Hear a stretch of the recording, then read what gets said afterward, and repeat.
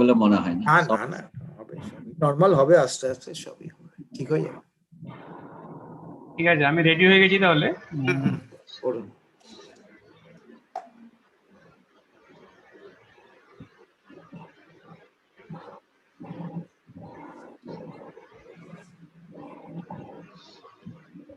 Convey my sincere regards to our principal and she also chairperson of this webinar, Professor Shapon Kumar Mishra sir, our honorable invited speaker, Professor Orunabha Mojumdar, its chairman, Indian Water Works Association, and also ex-director, professor and head, AIIH and PH, Dr. Bidhan Chandra Sabanto, coordinator of our DBT Star College program, and also coordinator of our research cell, associate professor and head of the Department of Chemistry. Our joint convener, Dr. Kaushik Kumar Mondol, faculty of Zoology, all the teaching and non-teaching staffs of our college, respected faculties and participants from different institutions, and my dear students. Today we are here to celebrate a webinar, and the topic of our today's webinar is public health, water and sanitation. And our invited speaker is Professor Orunabha Mojumdar, and this is the official starting of our webinar. Now I request Dr. Kaushik Kumar Mondol to deliver the welcome address.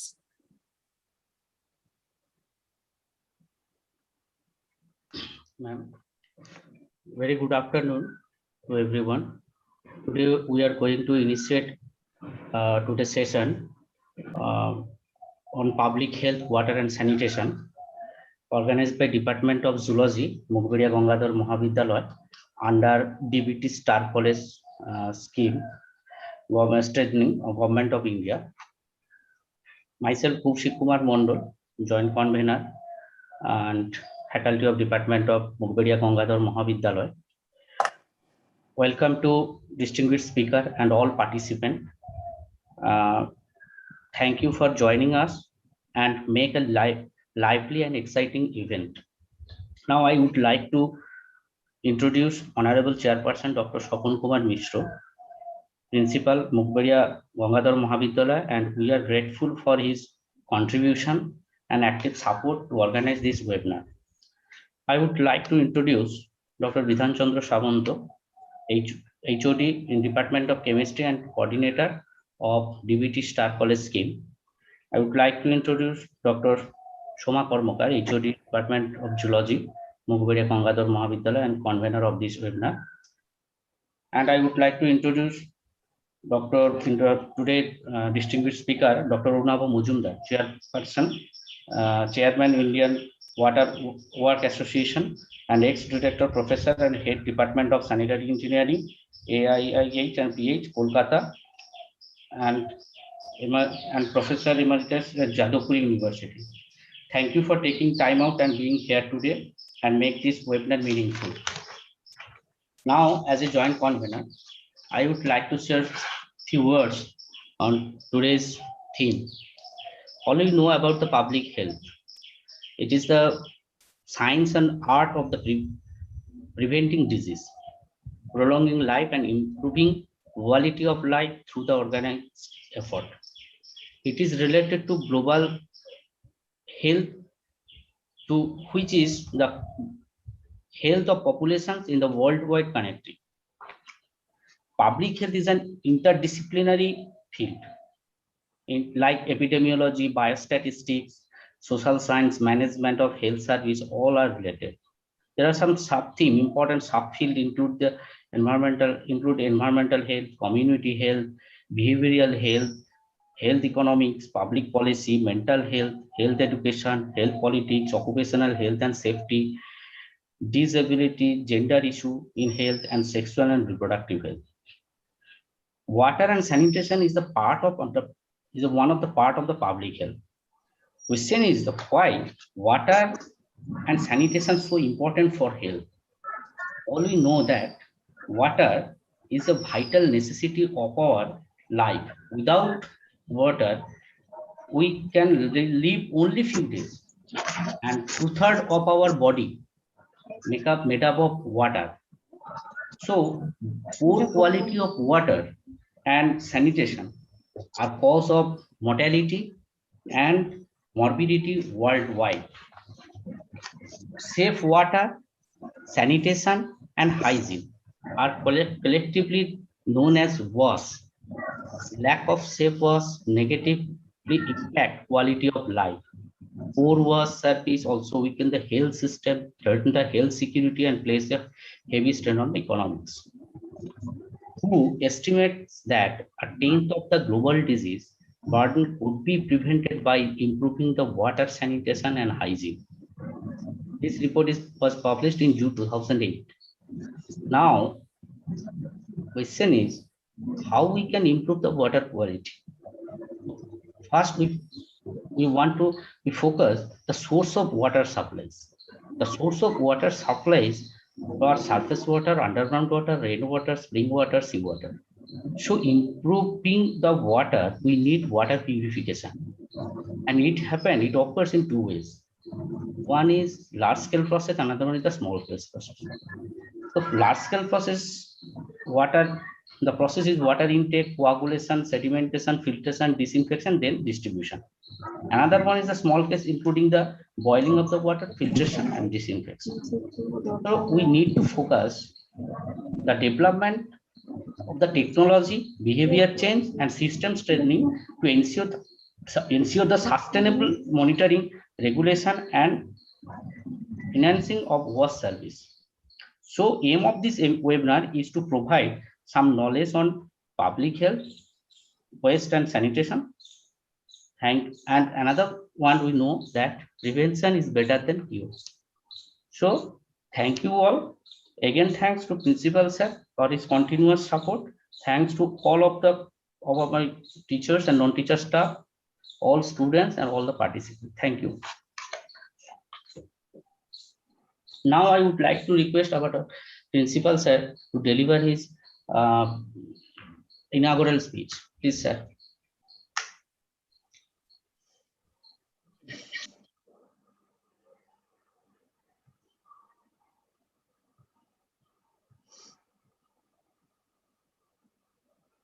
Good afternoon, everyone.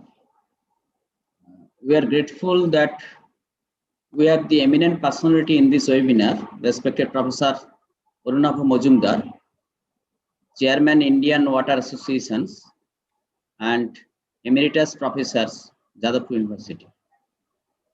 We have also Dr. Soma Kormakar, convener of this webinar, and HOD Department of Zoology, Dr. Bidhan Chandra Samanto, Coordinator, DVD Star College Scheme, and HOD Department of Chemistry, Dr. Kalipodo Maiti, Joint Convener of DVD Star College Scheme, and HOD of Mathematics, Mr. Kaushik Mondal, the member of the DVD Star College, and faculty of the Zoology, all faculty members of the college, my dear colleagues, including non-teaching staff, students, and audience. Now it is my great opportunity to welcome all of you in this state level webinar and also inaugurate this webinar on public health, water, and sanitations. That is a DVD Star College drive-in activity for the faculties and students. That is also a one type of awareness program to our students. Actually, we know that currently the world is suffering from a dreadful pandemic from COVID-19. All also knows that at present, about 3 crores of peoples of India are affected by this coronavirus, and death toll reaches to 3.5 lakhs. In this situation, it is my great pleasure that the Department of Zoology of our college has been organizing this type of webinar in the collaboration with the DBT Star College scheme to generate the awareness regarding importance of public health amongst the students. Actually, already Dr. Kaushik, Mr. Kaushik Monroe says that the public health is the science and art of preventing disease. It is an engineering for protection of human health and environment. Knowledge, skill, methodology to minimize or prevent the disease and to limit the threat of natural hazards. We must be considered to achieve sustainable water and sanitation for all, waste management and better treatment of plants so that we may control the infectious disease in our area. We will hear from the research persons more about this in details. I do hope these sort of interactions and exchange of news and views in this webinar will greatly enrich us and will be helpful to equip the people with proper implementations. Last but not the least, we express my profound respect and best wishes to respected guests, Professor Arunabha Majumdar, for taking interest in this matter and giving us their valuable time. Thank you. Thanks all of you.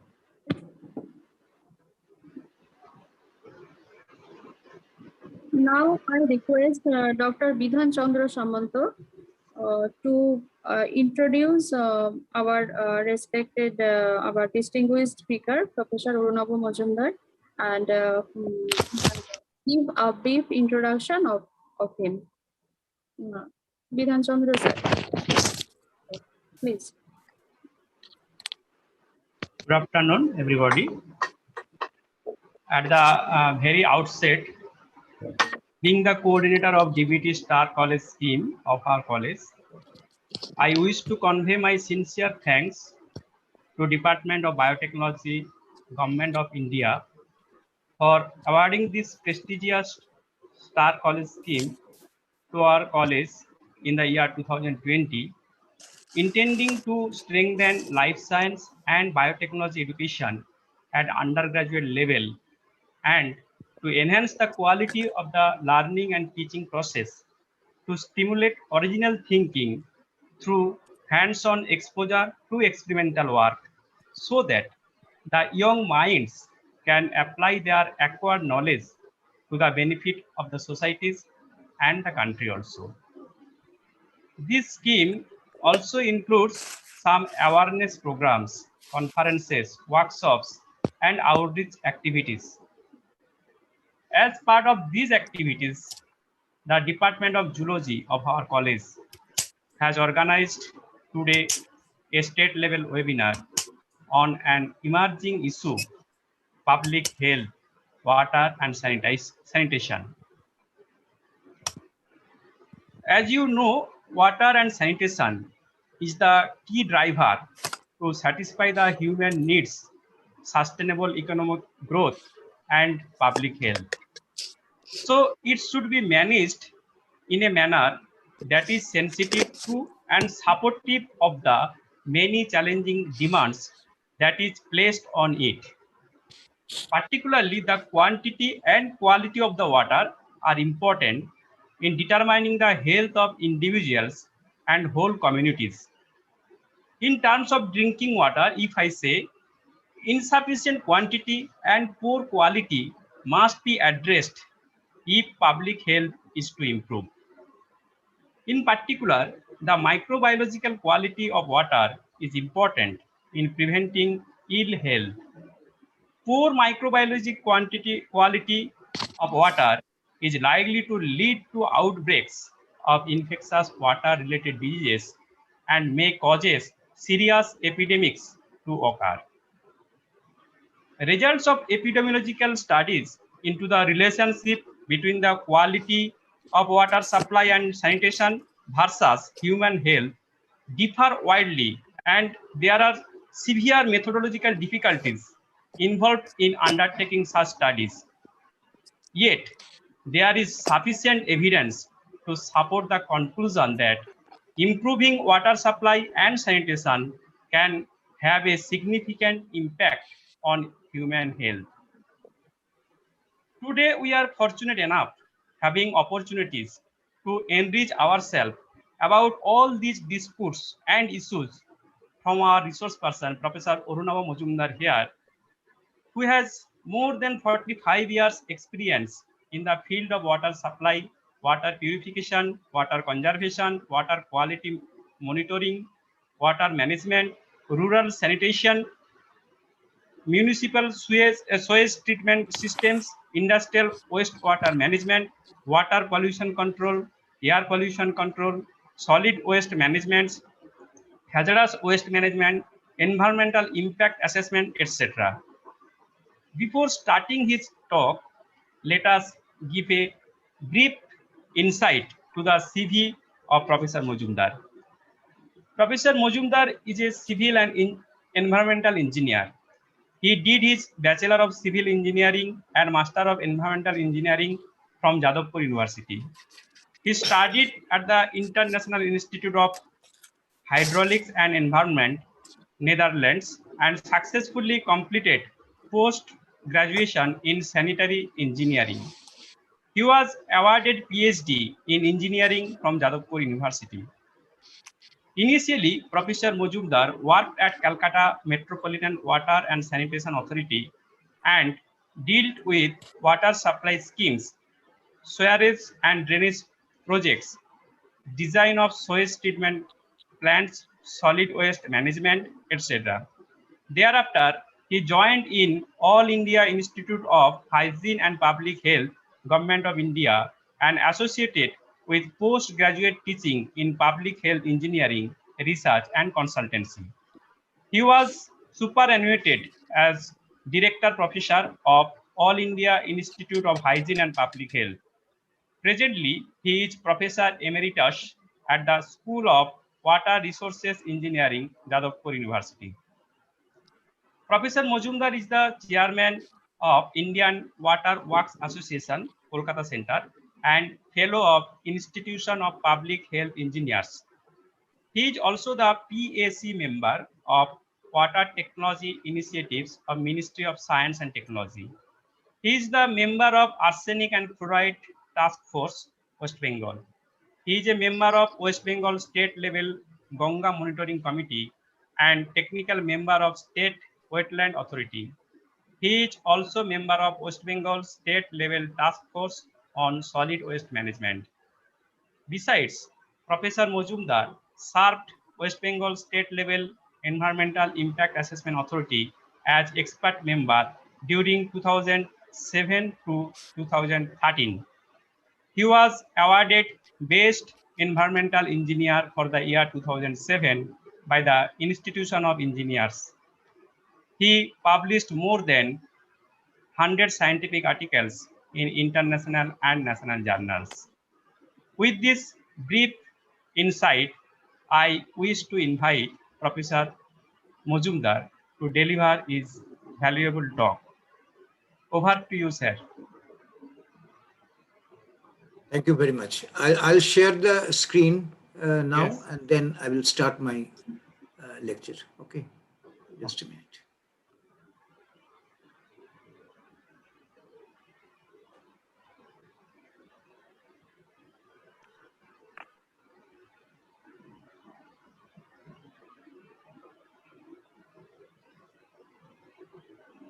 এটা share হয়েছে না screen কি share না এখনো আসেনি sir এখনো আসেনি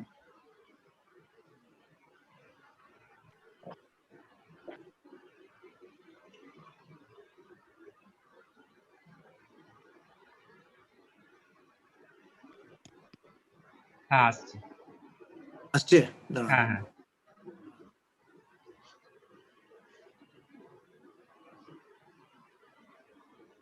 স্ক্রিনটা কি দেখা যাচ্ছে না? হ্যালো, আপনার ওপেনিং স্পেসটা শুধু দেখা যাচ্ছে, মানে হ্যাঁ দেখা যাচ্ছে তো। আমার ফার্স্ট পেজ দেখা যাচ্ছে। ফার্স্ট আমার পেজটা এটা ফার্স্ট এলএইচ সাইট, হ্যাঁ এখন বাচ্চাদের আসেনি স্যার। ছবিটা দেখা যাচ্ছে, বাচ্চাদের ছবিটা, বাচ্চাদের ছবি। স্লাইডটা কি বাচ্চাদের ছবিটা ও, শুধু আছে sir?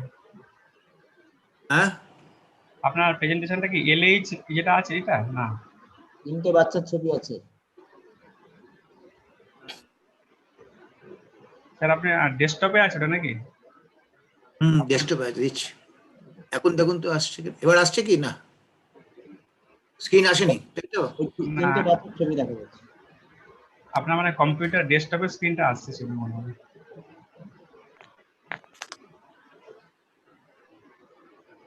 In sharing is paused,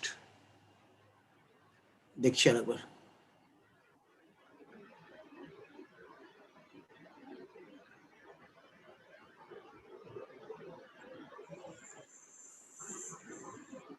share, এসছে এবারে। এবার এসছে তো, বড় করে দিচ্ছি। হ্যাঁ, বড় করো, ঠিক আছে। ঠিক আছে, দেখা যাচ্ছে, ওকে। Thank you very much.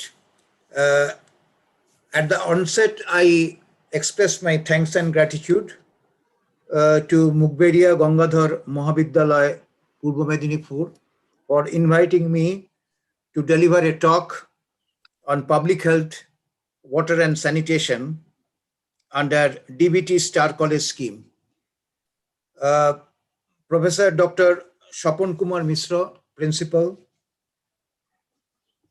Dr. Kaushik Mondal, Dr. Bidhan Chandra Samanto, Dr. Shoma Kormokar, other faculty members, non-teaching staff present here, students, invitees.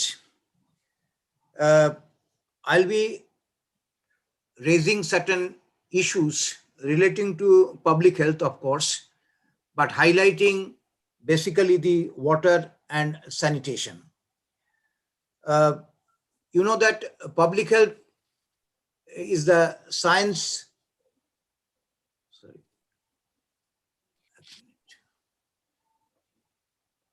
Public health is the science and art of preventing diseases, promoting life and health through organized efforts and informed choices of society, organization, public, private, communities, and individual.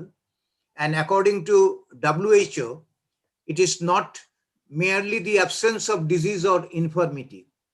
Basically, it encompasses a state of complete physical, mental, and social well-being. So therefore, we want that people must be physically fit, mentally fit, and socially well-being.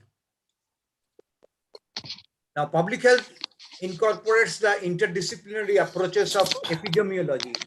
Means actually we want to highlight here, it is a multidisciplinary, or rather we say interdisciplinary subject, where we have very many issues need to be raised, like epidemiology, biostatistics, health services, environmental health, community health, behavioral health, health economics, public policy, insurance medicine, and occupational safety. Here I like to mention, since I was associated with the All India Institute of Hygiene and Public Health and basically teaching public health engineering, also we were teaching public health to the community medicine for the doctors, MD courses, diploma in public health for the doctors, diploma in maternal child welfare for the doctors, diploma for industrial health for the doctors. So our course basically on public health was not only engineering, but also medical subjects. So our engineers used to taught not only water supply, wastewater management, solid waste management, but also they are taught with medical microbiology, public health administration, epidemiology, health statistics, many issues. So this is basically an interdisciplinary approach, we say, that is public health. Now we come here now to environmental health. When we are talking about environment, the health is associated with the environment. because of the fact that if any environmental degradation takes place, it will have adverse impact on the health of the people. Then we say there is a pollution. We talk about pollution, but what is pollution? Pollution is nothing but any biotic or abiotic change causing degradation of the environment, and that is known as environmental pollution. So there must be quality change. So quality change means, so if I say water pollution is nothing but change with respect to quality. It may be physical change, chemical change, biological change, bacteriological change, whatever may be the case, when the quality is getting changed. But again, pollution should be termed with use. Say, for example, drinking water. It has been discussed initially. Now, when we talk about drinking water, since we consume water, so the water must be safe for drinking. There is the characteristics of this water. There is a specification of the quality of the water. And if any impurities are coming into the water, then it will have adverse impact on the health. Say the water is contaminated with pathogenic organism, then it may have diarrhea, dysentery, or enteric fever, or typhoid, etc. So the water is contaminated with arsenic. This is chemical contaminants. It will have a long-term effect, arsenocosis. So therefore, there may be pollution coming from municipal area. Pollution may be coming from industrial area. And it is polluting water. So the water is getting polluted, means getting contaminated. And from the contaminated water, if we want to use that water, we have to remove the contaminants. That is purification. That will be coming, of course, later. Now, another very important issue is the environmental health problem that is taking place from the environmental pollution. Say, if I talk about, say, air pollution. Now, it is nothing also the change of the quality of the air. And this is having adverse impact on the health. You know that PM10, particle less than 10 micron. PM, particulate matter, PM 2.5, particle less than 2.5 micron. Now, if the particle is present in size of less than 2.5 micron, it will enter in your lung. So it will cause air pollution diseases. This will cause contamination, and this is causing adverse health impact on the health. So this way, there will be adverse impact on the health of the people. Now, suffering of people is increasing due to environmental health problem, and accordingly, morbidity and mortality is increasing. আমরা দেখছি যে মানুষ আক্রান্ত হচ্ছে বিভিন্ন কারণে, পরিবেশ আজকে দূষিত হচ্ছে বিভিন্ন কারণে। কারণগুলো আমরা পরে এক এক আসছি, কিন্তু তার ফলে দেখা যাচ্ছে এটা মানুষের শরীরে একটা বিরূপ প্রতিক্রিয়া সৃষ্টি করছে। বাতাসের দূষণজনিত কারণে অ্যাকিউট রেসপিরেটরি ইনফেকশন হচ্ছে, সিওপিডি বাড়ছে, মানুষের সাফারিং বাড়ছে, ডেথ হচ্ছে, বাচ্চাদের অ্যাজমা বাড়ছে, জলদূষণ হচ্ছে বিভিন্ন কারণে, সেগুলো আমরা আলোচনা করব। এবং তার থেকে বিভিন্ন ধরনের রোগ হচ্ছে, diarrhoea, dysentery very common, enteric fever আমি বলেছি, যেটাকে আমরা বলি typhoid, paratyphoid, infective hepatitis A যেটা জন্ডিস বা বাংলায় ন্যাবা বলি, আসলে সেটা ভাইরাল ডিজিজ। এখন পোলিও মাইলাইটিসের কথা বলি, পোলিও যার জন্য আমাদের ভ্যাকসিনেশন নিতে হয়, সেটাও cause due to virus, waterborne disease. আসলে অনেক রকমের ওয়ার্ম ইনফেস্টেশন হতে পারে, কৃমি রোগ হতে পারে, জল থেকে হয়। এছাড়া কলেরা ইত্যাদি বহু ধরনের রোগ হতে পারে, এপিডেমিক হতে পারে। জল জমলে ভেক্টরবোর্ন ডিজিজ হতে পারে। ম্যালেরিয়া, ফাইলেরিয়াসিস হতে পারে ইত্যাদি। সো সাফারিংস প্রচুর। এরপর আরো অনেক বিষয় আছে যেটা এনভায়রনমেন্টাল হেলথ প্রবলেম আমরা বলতে পারি, এবং সেখান থেকে অ্যাডভার্স ইমপ্যাক্ট হচ্ছে on health. Common environmental health problem আর due to lack of water supply, যে কারণে, যেটা প্রাথমিক বক্তব্যে আপনারা বলেছেন, lack of water supply.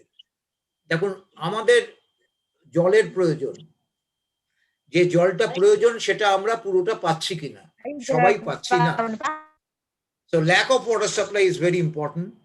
Water pollution, lack of sanitation. Sanitation মানে এখানে আমরা বুঝছি টয়লেটের কথা, আমরা বুঝছি ওয়েস্ট ওয়াটার ম্যানেজমেন্টের কথা। যখন when we are using water, we are discharging waste water. আপনি বাড়িতে রোজ জল ব্যবহার করেন, ৮০% জল বেরিয়ে আসছে আপনার বাড়ি থেকে অ্যাজ ওয়েস্ট ওয়াটার, সেটা দূষিত জল। এই দূষিত জল থেকে বিভিন্ন রোগ হতে পারে। এই দূষিত জলের মধ্যে অর্গানিক কন্টামিনেন্টস আছে, প্রচুর পরিমাণ প্যাথোজেনিক অর্গানিজমস আছে, ডিজিজ কজিং অর্গানিজমস আছে। তো এখান থেকে রোগ ছড়িয়ে পড়তে পারে। তো স্যানিটেশন যদি প্রপার না হয়, টয়লেট ফ্যাসিলিটি যদি না হয় প্রপার, মানুষ যদি ওপেন ডেফিকেশন করে, সেখান থেকে রোগ ছড়িয়ে পড়বে। ওয়েস্ট ওয়াটার যদি আমি প্রপারলি ট্রিটমেন্ট না করি, সেটা যদি কোনো নদীতে পড়ে, কোনো জলাশয়ে পড়ে, তাহলে আমার সেই জলাশয়গুলো দূষিত হবে। মাটির তলা দিয়ে সেই দূষিত জল যদি পার্কোলেট করে চলে যায়, তাহলে আমার গ্রাউন্ড ওয়াটার দূষিত হবে, কুয়ো দূষিত হবে, নলকূপ দূষিত হবে, এবং হচ্ছে। তার ফলে মানুষের শরীরে বিরূপ প্রতিক্রিয়া হচ্ছে। So absence of proper solid waste management is also very important. এই যে কঠিন বর্জ্য, আপনাদের বাড়িতে, আমাদের বাড়িতে, সবাইয়ের বাড়িতে যে কঠিন বর্জ্য রোজ তৈরি হচ্ছে, আসছে, সেটা ফুড ওয়েস্ট হতে পারে, যেটাকে আমরা বলি কিচেন ওয়েস্ট, সবজির যেটা কাটা থাকছে তা সেগুলো, বিভিন্ন ধরনের ফুড ওয়েস্ট। এই অর্গানিক ওয়েস্ট গুলো বেসিক্যালি যদি পড়ে এবং সেটাকে যদি ঠিক মতো না আমরা ট্রিট করতে পারি, করি না, আমরা তো যত্রতত্র ময়লা ফেলছি। আপনার শহর থেকে আরম্ভ করে আমার শহর, যেখানেই আমরা দেখছি যত্রতত্র ময়লা পড়ে আছে, সেখান থেকে রোগ সৃষ্টি হচ্ছে, মাছি হচ্ছে, ভেক্টর বোর্ন ডিজিজ হচ্ছে। So proper solid waste management is very important. সেটা অ্যাবসেন্স না থাকার জন্য সমস্যা হচ্ছে। সয়েল পলিউশন, মাটিতে দূষণ হচ্ছে, সেখানে তো আমাদের শাক সবজি থেকে আরম্ভ করে অনেক কিছু উৎপাদিত হচ্ছে, সেখান থেকে ট্রান্সমিশন হচ্ছে। Chemical poisoning and pollution, industry থেকে ডিসচার্জ হচ্ছে, সেখান থেকে হ্যাজার্ডাস ওয়েস্ট ফেলে দিচ্ছে যেখানে সেখানে, সেখান থেকে দূষণ আসছে, এবং ফুড চেনের মধ্যে দিয়ে আসছে। ফুড চেনের মধ্যে দিয়ে, ধরুন আর্সেনিকের কথা আমি বলেছি, ধানের মধ্যে, চালের মধ্যে আর্সেনিক আছে, আমরা দেখছি, আমরা কাজ করছি। আমরা শাকসবজির মধ্যে আর্সেনিক পাচ্ছি। আমি একটা এক্সাম্পল দিলাম এখানে, এরকম হেভি মেটালস পাওয়া যেতেই পারে। তো ন্যাচারালি এগুলো সব ফুড চেনের মধ্যে এসে যেতে পারে। তো যদি প্রপারলি আমরা দূষণ নিয়ন্ত্রণ না করি, তাহলে পরিবেশ দূষিত হবে। পরিবেশ দূষিত হলে সেটা আমাদের শরীরে ক্ষতির সৃষ্টি হবে। এখানে আমরা অকুপেশনাল হেলথ হ্যাজার্ডের কথা বলেছি, এটাও একটা ইম্পর্টেন্ট জানবেন। অকুপেশনাল হেলথ, যেখানে আমরা কাজ করি, কর্মক্ষেত্রে, সেখানকার অবস্থাটা কি। এরকম আমরা অনেক কাজ করে দেখেছি যে অকুপেশনাল হেলথ হ্যাজার্ড প্রচুর মানুষের হয়। যারা ধরুন আপনি বাড়ি করছেন, আপনি দেখছেন এত রাস্তা হচ্ছে, হাইওয়ে হচ্ছে, স্টোনচিস গুলো কোথা থেকে আসছে? যেখান থেকে স্টোনচিস গুলো ভাঙা হচ্ছে, যারা ভাঙছে তাদের সিলিকোসিস হচ্ছে। এই যে পাথর ভাঙা থেকে সিলিকোসিস হচ্ছে, একটা 24 বছর, একটা 26 বছরের ছেলের, সে পরে আর কোনো কাজ করতে পারে না, সিলিকোসিস থেকে মারা যায় পর্যন্ত। সেখানে আমি একটা এক্সাম্পল দিলাম যে অকুপেশনাল হেলথ হ্যাজার্ড। এয়ার পলিউশনের কথা বলেছি, এরপরে তো ক্লাইমেট চেঞ্জ আছে। এনিওয়ে, তাহলে পাবলিক হেলথ, যেটা প্রারম্ভিক বক্তব্যে আপনারা বলেছেন, ইট ইজ দি প্রিভেনশন, এবং আপনারা সবাই জানেন prevention is better then cure. সুতরাং পাবলিক হেলথ ইঞ্জিনিয়ারিংটা কি? ইঞ্জিনিয়ারিংটা হচ্ছে আমাদের কারিগরি বিদ্যা, অ্যাপ্রোচ, যার ফলে আমরা প্রিভেন্ট করতে পারি এই দূষণগুলো, যার ফলে আমরা রোগ, এনভায়রনমেন্টাল হেলথ কমাতে পারি। আর আরেকটা হচ্ছে পাবলিক হেলথ মেডিকেল। তাহলে পাবলিক হেলথ একটা হচ্ছে মেডিকেল, আর একটা হচ্ছে ইঞ্জিনিয়ারিং। আজকে যে কোভিড পরিস্থিতি এসছে, কোভিড প্যান্ডেমিক, তার জন্য পাবলিক হেলথের রোল আছে। কারণ এই যে পাবলিক হেলথের রোল, এই কারণে এই যে কন্টেনমেন্ট জোন করা হচ্ছে, এই যে লকডাউন হচ্ছে, এইভাবে এই যে রোগগুলো ট্রান্সমিশন হবে না, এই যে 2 গজের দূর, এই যে মাস্ক, এগুলো সব পাবলিক হেলথ অ্যাপ্রোচ, যাতে করে আমরা প্রিভেন্ট করতে পারি এই কন্টামিনেশনটা ছড়িয়ে যাতে না পড়ে। আমাদের ব্রেক করতে হয়, সবসময় জানবেন এটাকে ব্রেক করতে হয়। তো takes measure to prevent environmental degradation and pollution. Naturally public health engineering বিষয়টা এখানে যেটা বলা আছে আপনারা বলেছেন, আমি খুব ডিটেলে বলছি না। এই সাবজেক্টগুলো আমাদের মধ্যে পাবলিক হেলথ ইঞ্জিনিয়ারিং এর মধ্যে ইনক্লুড, যেটা নিয়ে আমি কিছুটা চর্চা করি। Water safety, security, water conservation and management, assured water supply, sanitation, sewerage drainage, liquid waste management, solid and hazardous waste management, এই যে biomedical waste management. Biomedical waste management মানে হাসপাতাল, নার্সিংহোমের যে বর্জ্য তার ব্যবস্থা। আর এখানে নতুন করে এসছে কোভিড-19 যে ওয়েস্টগুলো তৈরি হচ্ছে তার ব্যবস্থাটা, সেটা অনেক জায়গায় ঠিক মতো হয়তো হয়নি, হয়তো এটা নিয়ে আলাদা করে ডিসকাশনের দরকার আছে। কিন্তু biomedical waste is very important, কারণ সেখান থেকে রোগ ছড়িয়ে পড়তে পারে। এবং আপনারা জানবেন যে বায়োমেডিক্যাল ওয়েস্ট ম্যানেজমেন্টের জন্য আলাদা ব্যবস্থা আছে, আলাদা গাড়ি করে সেগুলোকে তুলতে হয়, তার জন্য আলাদা ট্রিটমেন্ট করতে হয়, ইনসিনারেশন করতে হয়, অটোক্লেভিং করতে হয় ইত্যাদি। Pollution control, risk management, environmental impact assessment and environmental management plan. যে কোনো বড় প্রজেক্ট হোক না কেন আমাদের দেশে, সেটা বড় হাউসিং প্রজেক্ট থেকে আরম্ভ করে রাস্তা হতে পারে, কোনো ফ্যাক্টরি হতে পারে, ইন্ডাস্ট্রি হতে পারে, যে কোনো ডেভেলপমেন্ট ওয়ার্ক করতে গেলেই আমাদের এনভায়রনমেন্টাল ইম্প্যাক্ট অ্যাসেসমেন্ট করতে হয়। অর্থাৎ সেটা হলে পরিবেশের ওপর কোনো ক্ষতি হবে কিনা। আজকে যদি কোনো একটা বড় ড্যাম তৈরি করতে হয়, তাহলে আমাকে ইম্প্যাক্ট অ্যাসেসমেন্ট করতে হবে যে তার ফলে কোনো অ্যাডভার্স ইম্প্যাক্ট হচ্ছে কিনা। আর যদি অ্যাডভার্স ইম্প্যাক্ট হয়, তাহলে সেটাকে কাউন্টার করার জন্য আমাদের এনভায়রনমেন্ট ম্যানেজমেন্ট প্ল্যান করতে হয়। অর্থাৎ এনভায়রনমেন্টাল ম্যানেজমেন্ট প্ল্যান করলে যে ইম্প্যাক্ট অ্যাডভার্স হয়েছে সেটাকে আমরা বিরত করতে পারি, আটকাতে পারি। সুতরাং EMP is a very important issue that need to be followed. Shelter and housing is also important. নিশ্চয়ই জল, স্যানিটেশনের কথা বলবো, কিন্তু বাসস্থানও তো ভেরি ইম্পর্টেন্ট। বাসস্থান যদি খারাপ হয়, ঘর যদি ড্যাম্প হয়, ঘর যদি আমার ঠিক মতো উপযোগী না হয়, তাহলেও তো আমার শরীরের উপরে বিরূপ প্রতিক্রিয়া পড়বে।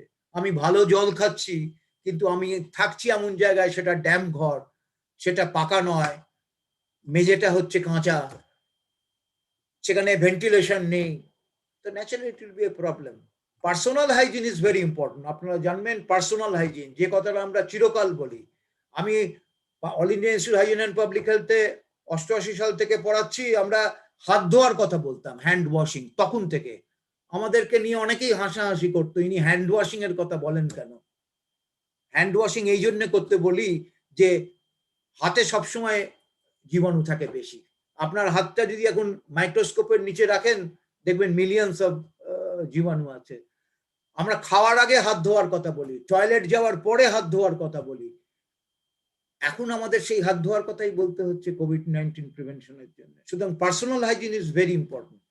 Environmental ethics is very important. রাস্তায় থুতু ফেলছি, রাস্তায় যেখানে ময়লা ফেলে দিচ্ছি, সেখানে আমার এনভায়রনমেন্টাল এথিক্স আছে কি? আবার আমার মাইন্ডসেটের পরিবর্তন ঘটে যায় যদি আমি যখন বিদেশে চলে গেলাম, আমি আমস্টারডামে গেলাম কি লন্ডনে গেলাম, সেখানে একটা ময়লাও ফেলতে পারছি না, সেখানে থুতুও ফেলতে পারছি না। আমার মাইন্ডসেটের পরিবর্তন হয়ে গেছে।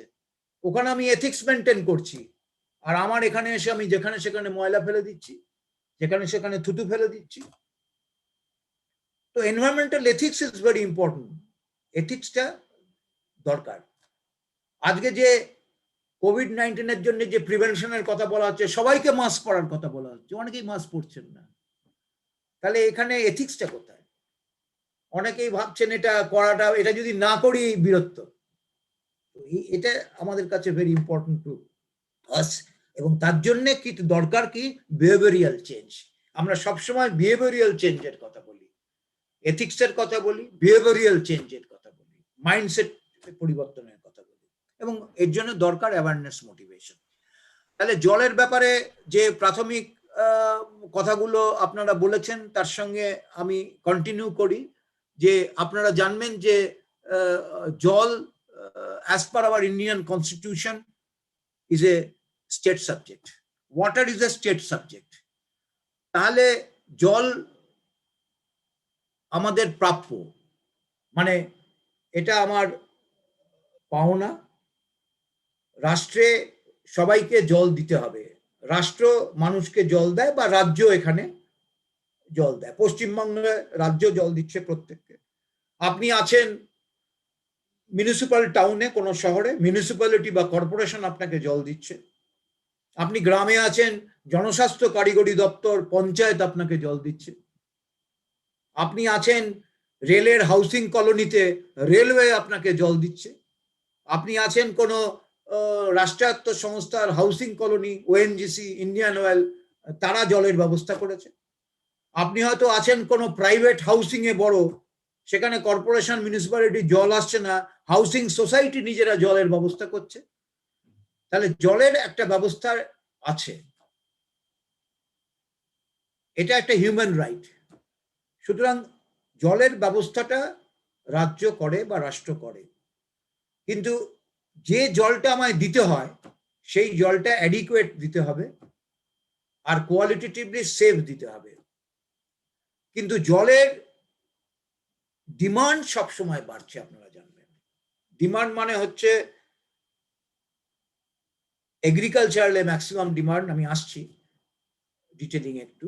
এগ্রিকালচার ডিমান্ড, ফুড প্রোডাকশনের ডিমান্ড, ইন্ডাস্ট্রি বাড়ছে তার জন্য ডিমান্ড বাড়ছে, পাওয়ার জেনারেশন সেক্টরে বাড়ছে ডিমান্ড, এবং আমার পাবলিক ওয়াটার সাপ্লাইতে বাড়ছে ডিমান্ড, ইকোনমিক ডেভেলপমেন্টের জন্য ডিমান্ড বাড়ছে। সুতরাং জলের ডিমান্ড কিন্তু বাড়ছে। আমি এখানে দু একটা এক্সাম্পল এই জন্য আনলাম যে ওয়াটার অ্যান্ড স্যানিটেশন যখন আমরা আলোচনা করি, আমাদের ডিজাস্টার সিচুয়েশনে ওয়াটার স্যানিটেশনটাও ইম্পর্টেন্ট হয়ে দাঁড়ায়। নন ডিজাস্টার, ডিজাস্টার দুটো ক্ষেত্রেই জলের প্রয়োজন। আমার ডিজাস্টার কোনো নেই, নর্মাল আছি, আমার জলের প্রয়োজন, স্যানিটেশনের প্রয়োজন, ওয়েস্ট ম্যানেজমেন্টের প্রয়োজন। আর যখন ডিজাস্টার হয়েছে সে সময়ও কিন্তু সেইটা প্রয়োজন। আমার সাইক্লোন হয়েছে, আমি রিলিফ ক্যাম্পে নিয়ে গেছি শত শত লোককে, তাকে ওয়াটার সাপ্লাই দিতে হবে প্রপারলি, তার স্যানিটেশনের ব্যবস্থা করতে হবে, ওয়েস্ট ম্যানেজমেন্টের ব্যবস্থা করতে হবে, কারণ জনস্বাস্থ্য তার উপর ডিপেন্ড করছে। তো এখানে আমি একটা এক্সাম্পল দিচ্ছি, সাইক্লোন আমফান যেটা হয়েছিল গত বছর 20শে মে। এখানে সাইক্লোনের ধরুন সুন্দরবন আমি দেখাচ্ছি, সেখানকার অবস্থাটা সমস্ত গ্রাম ডুবে গেছে। আপনারা জানবেন যে ওয়াটার সাপ্লাই সিস্টেম, আমি এক্সাম্পল দিচ্ছি সুন্দরবন, যেখানে মিষ্টি জল পাওয়া যায় 950 ফুট থেকে 1450 ফুট নিচে। আপনি পাথর প্রতিমায় গেলে 950 ফুট নিচে জল পাবেন। আপনি গোসাবাতে গেলে 1150 ফুটে জল পাচ্ছেন। আপনি মাইকেল নগরে গেলে হয়তো 1400 কি 1350 মিটারে জল পাচ্ছেন। এইটুকু জায়গাতে মিষ্টি জল আছে। আর সারফেস ওয়াটার, যেটা ছোট ছোট পুকুর, যেটা সুন্দরবনে মিষ্টি জল রাখা হয়, সেই জলগুলো নষ্ট হয়ে যাচ্ছে সাইক্লোনে, নোনা জল ঢুকে যাচ্ছে। এবার ইয়াস হলো, সমস্ত নোনা জল ঢুকে গেল, আবার সমস্ত সারফেস ওয়াটার মিষ্টি জলগুলো নষ্ট হয়ে গেল। এবং এই জল, নোনা জল ঢুকে যাওয়া মানে ওয়াটার সাপ্লাই সিস্টেম ব্যাহত হচ্ছে। আমার অনেক ডিমান্ড মেটায় এই পুকুর বা এই সারফেস ওয়াটার সোর্স। আমার ইরিগেশনের ডিমান্ড মেটায় এই সুন্দরবন অঞ্চলে সারফেস ওয়াটার সোর্স, সেগুলো লবণাক্ত হয়ে যাচ্ছে। সুতরাং এটার উপরে অ্যাডভার্স ইম্প্যাক্ট হচ্ছে on the health of the people, ultimately socio economic প্রবলেমও হচ্ছে। এটা সাইক্লোন ইয়াস যে ইতিমধ্যে গেছে আমাদের ওপর দিয়ে। এবং দেখুন এই সাইক্লোন ইয়াসে জলমগ্ন প্রচুর জায়গা আপনারা দেখেছেন। যদি এই ধরনের জলমগ্ন থাকে, এটা পেরি আরবান হতে পারে, গ্রামীণ হতে পারে, তাহলে ওয়াটার সাপ্লাই সিস্টেম ব্যাহত হচ্ছে। আপনার টিউবওয়েল ডুবে গেছে, টিউবওয়েল ব্যবহার করা যাবে না। জল যখন আপনার নেমে যাবে, ওই টিউবওয়েলটা কিন্তু কন্টামিনেটেড, তার কারণ দূষিত জল ওই টিউবওয়েলের নিচে চলে গেছে। টিউবওয়েলটা পার্মানেন্টলি কন্টামিনেটেড, ওর মধ্যে ব্যাকটেরিয়া জন্ম আছে। আপনি এখানে থাকেন, যদি মাল্টি স্টোরি বা দোতলা একতলা আপনার বাড়ি থাকে, আপনার যে আন্ডারগ্রাউন্ড রিজার্ভার আছে সেটা কন্টামিনেটেড। সুতরাং সেখান থেকে আপনার রোগ আসতে পারে। ফলে এই ধরনের ওয়াটার লগিং, এই ধরনের inundation after flood or sub cyclone, এটা অ্যাডভার্স ইম্প্যাক্ট পড়ছে অন দ্য পাবলিক হেলথ। এবং এ সময় কি হয়? ডায়রিয়া বেড়ে যায়। বর্ষাকালে কেন ডায়রিয়া বেড়ে যাচ্ছে, কেন ডিসেন্ট্রি বেড়ে যাচ্ছে? তার কারণ কন্টামিনেশন হয়ে যাচ্ছে জলগুলো। যার জন্য আমরা বলি যে জল ফুটিয়ে খান, দি বেস্ট। সবার তো আর ওই দামি ওয়াটার পিউরিফায়ার নেই, অ্যাকোয়াগার্ডের নেই, কেন্টের নেই, উষাবিটা নেই। 15,000-12,000 টাকা দিয়ে সবাই কিনতে পারে না, ওটা কোনো সলিউশন নয়। আমরা মনে করি ওটা সলিউশন টোটালিটিতে ভারতবর্ষের নয়। 70%, 65% লোক যখন গ্রামীণ এলাকাতে আছে, তাদের ওয়াটার পিউরিফায়ার কোথায়? আজকে আমরা ওয়াটার পিউরিফায়ার কেন ডেভেলপমেন্ট করতে পারি না? আমরা এটা নিয়ে তো আলোচনা করি, হয়তো এখানে ফোরামে অতটা আলোচনা করতে পারছি না, কিন্তু আমরা বলি যে ডোমেস্টিক ফিল্টার কেন আমরা গ্রামে তৈরি করতে পারবো না? যেগুলো আমরা তৈরি করেছি, আমাদের কিছু কাজ আছে। আপনি মাটির ফিল্টার তৈরি করতে পারেন, ফিল্টার ক্যান্ডেল আপনি তৈরি করতে পারেন, মাটি দিয়ে তার সঙ্গে বালি মিশিয়ে, তার সঙ্গে তুষ মিশিয়ে, তার সঙ্গে একটু কাঠের গুঁড়ো মিশিয়ে মোল্ড করে একটা ক্যান্ডেল তৈরি করে সেটাকে রোদে শুকিয়ে ওই কুমোর পাড়ার ভাটিতে 450 ডিগ্রি সেন্টিগ্রেডে পুড়িয়ে নিলে লালচে হবে, and that is a very good filter. Ceramic filter থেকে 10 গুণ বেটার। মাটির ফিল্টার তৈরি করা যেতে পারে, কেন করা যাবে না? আমরা ডেভেলপ করেছি 150, 200, 250, কিন্তু লোকাল এন্টারপ্রেনিয়ার দরকার। গ্রামে এগুলো তৈরি হবে, গ্রামের হাটে বিক্রি হবে। তো গ্রামে তো এখন তার জন্য কি চাইছে? আরোর জল খাবো। Is it a solution? যাই হোক, এটা অন্য ইস্যু এসে যাচ্ছে। ফ্লাড আমি দেখাচ্ছি এক্সাম্পল।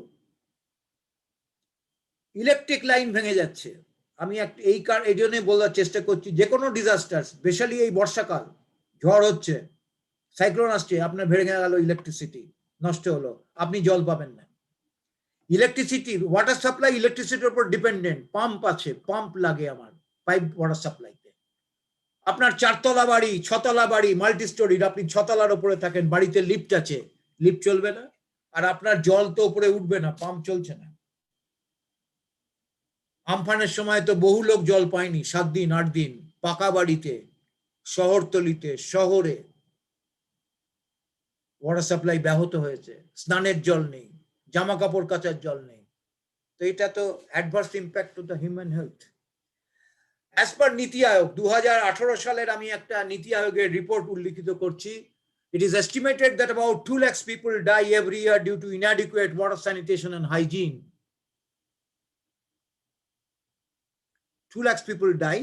হয়তো আজকে একটু কমে যেতে পারে, but people are dying due to inadequate water sanitation and hygiene. 100 কোটি মানুষের ওয়াটার নেই, ড্রিঙ্কিং ওয়াটার নেই এই পৃথিবীতে। 100 কোটি মানুষের পানীয় জল পায় না, তারা মানে সেফ ওয়াটার পায় না। অনেক বেশি, 100 কোটির অনেক বেশি মানুষের স্যানিটেশন নেই। যার জন্য সাস্টেনেবল ডেভেলপমেন্ট গোলে ইউনাইটেড নেশন বলেছে যে you give importance on the water and sanitation, তার সঙ্গে আমরা হাইজিনের কথাটাও বলছি। 2016 per person disease burden due to unsafe water and sanitation was 40 times higher in India than China and 12 times higher than Sri Lanka. সুতরাং আজকে government of India is giving emphasis, আপনারা জানবেন। স্বচ্ছ ভারত মিশন এসছে সেই সঙ্গে সঙ্গে। এখানে পশ্চিমবাংলার নির্মল বাংলা মিশন এসছে। টয়লেটের কথা বলা হয়েছে, প্রত্যেকের টয়লেট দেওয়া হয়েছে, এটা গভর্নমেন্ট অ্যাপ্রোচ। বেনিফিশিয়ারি কিছু টাকা দিয়েছে, অর্থাৎ ওপেন ডেফিকেশন বন্ধ করার কথা বলা হয়েছে। স্বচ্ছ ভারত মিশনে সলিড ওয়েস্ট ম্যানেজমেন্টের কথা বলা হয়েছে। আজকে জল জীবন মিশন বলা হচ্ছে, গভর্নমেন্ট অফ ইন্ডিয়ার প্রোগ্রাম, সব স্টেট গভর্নমেন্ট করছে। 3,50,000 কোটি টাকার প্রোগ্রাম। 2024 সালের মধ্যে অ্যাম্বিশাস প্রোগ্রাম, সব বাড়িতে জলের কানেকশন দেওয়া হবে। পশ্চিমবাংলাতেও শুরু হয়েছে, জলের কানেকশন দেওয়া হচ্ছে। অর্থাৎ people will be getting water at the house door step ferrule connection হবে, গ্রামের প্রত্যেকটা বাড়িতে জল দেওয়া হবে। অর্থাৎ we want to improve the situation with respect to water and sanitation, কিন্তু এক্ষেত্রে যেটা ভেরি ইম্পর্টেন্ট, আপনার চাহিদা মতো আপনাকে জল পেতে হবে। যেটা ভেরি ইম্পর্টেন্ট, আপনাকে জল পেতে হবে safe water, qualitatively safe water পেতে হবে। কিন্তু তার সঙ্গে আমাদেরও কিছু কর্তব্য আছে। আমি জল ওয়েস্ট করব না, ওয়েস্টেজ বন্ধ করতে হবে। এনিওয়ে, দিগুলো আসছি আমি পরে। এখানে দেখুন, আমাদের ভারতবর্ষে liquid waste management is poor, জানেন। আমাদের যত ওয়েস্ট ওয়াটার জেনারেটেড হয় শহরাঞ্চলে ভারতবর্ষের, তার 30% ট্রিটমেন্টের ফ্যাসিলিটি আছে, 70% উইদাউট ট্রিটমেন্ট নদীতে পড়ছে, লেকে পড়ে যাচ্ছে। এই যে গঙ্গা দূষণ, এখন তো আগে ছিল গঙ্গা অ্যাকশন প্ল্যান, এখন নমামি গঙ্গে প্রোগ্রাম। গঙ্গা পলিউশন বন্ধ করার কথা বলা হচ্ছে। শহর থেকে ময়লা জল যাচ্ছে উইদাউট ট্রিটমেন্ট, ছোট ছোট ইন্ডাস্ট্রি থেকে, মাঝারি ইন্ডাস্ট্রি থেকে ওয়েস্ট ওয়াটার যাচ্ছে, আইদার হাফ ট্রিটমেন্ট হচ্ছে, পার্শিয়াল ট্রিটমেন্ট, অথবা without treatment. Surface run of থেকে পেস্টিসাইডস, ইনসেকটিসাইডস যাচ্ছে, দূষণ হচ্ছে। ক্যাটেল শেড ওয়েস্ট, ক্যাটেল শেডের ওয়েস্ট থেকে, মানে আমরা যেটা বলি অ্যানিমাল এক্সক্রিটা, সেখান থেকে তো আমরা বায়োগ্যাস জেনারেট করতে পারি, ইলেকট্রিসিটি জেনারেট করতে পারি, সিএনজি জেনারেট করতে পারি, কিন্তু হচ্ছে না, পুরো মিশে যাচ্ছে জলে, সলিড ওয়েস্ট মিশছে, এইরকম। যাই হোক, এখন মিসম্যানেজমেন্ট অফ লিকুইড ওয়েস্ট আছে, ground water as well as surface water are getting contaminated. So naturally the waterborne diseases are increasing because of mismanagement of liquid waste management or lack of sanitation. এখন আমাদের যে জলের কথা আমরা বলছি, আগেই আমরা বলেছি, কিন্তু আমাদের এই জল কতটুকু বলুন তো? পৃথিবীতে আপনারা জানেন যত জল আছে তার 97% লবণাক্ত, 3% হচ্ছে আমরা বলি ফ্রেশ ওয়াটার, তার মধ্যে 2% ফ্রেশ ওয়াটার হচ্ছে আপনার আপনার ইয়েতে আচ্ছন্ন আছে, ওই বরফে আচ্ছন্ন আছে। সো ন্যাচারালি আপনাকে যেটা ভেরি ইম্পর্টেন্ট সেটা হচ্ছে যে 1% যে জলটা আমাদের আছে, সেই জলটা ফ্রেশ ওয়াটার, সেটাকে আমাকে ব্যবহার্য, কিন্তু তার মধ্যে 65% জল আমরা ব্যবহার করতে পারি না। আমাদের যেটা ভেরি ইম্পর্টেন্ট পার্ট হচ্ছে যে টোটাল ওয়াটারের অনলি 0.35% জল আমরা ব্যবহার করতে পারি। এখন ভারতবর্ষের ক্ষেত্রেটা কি? আমাদের population 16.7% of world population. Our area is 2.5% of the world area. And our fresh water availability is only 4%.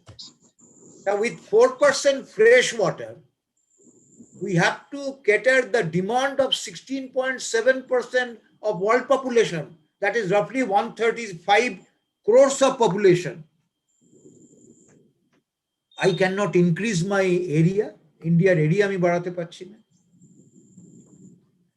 So what is important here is this, that what is very important here is this, that যে জলটা আমরা পাচ্ছি সেই জলটা তাহলে কতটুকু? জলের advantage, জল হচ্ছে natural resource. What is the advantage? Water is a renewed natural resource. প্রতি বছরে I am getting water as rain water. এই যে বৃষ্টির জল আমি পাচ্ছি প্রতি বছর, কতটা পাচ্ছি? 4000 billion cubic meter. 4000 billion cubic meter is the rainfall of India every year on an average. Out of 4000 billion cubic meter of rainfall every year, 690 billion cubic meter, 690 billion cubic meter is stored as surface source, ভূপৃষ্ঠস্থ জল হিসেবে stored হয়, and 447 billion cubic meter is stored as groundwater source, ভূগর্ভস্থ জল। তাহলে আমার দুটো basic source, একটা হচ্ছে ভূপৃষ্ঠস্থ জল সারফেস ওয়াটার, আর একটা হচ্ছে ভূগর্ভস্থ জল যেটা হচ্ছে গ্রাউন্ড ওয়াটার। এই দুটো হচ্ছে আমার বেসিক সোর্স অফ ওয়াটার, এবং আমরা এই দুটো সোর্স থেকেই জল ব্যবহার করি। আমরা তাই সেই কারণে বলছি, why not we harvest rainwater? 28% of water is getting stored out of 4,000 billion cubic meter. So we have enough water. আমাদের অনেক ওয়াটার আছে যেটা বয়ে চলে যাচ্ছে। Why not we collect water?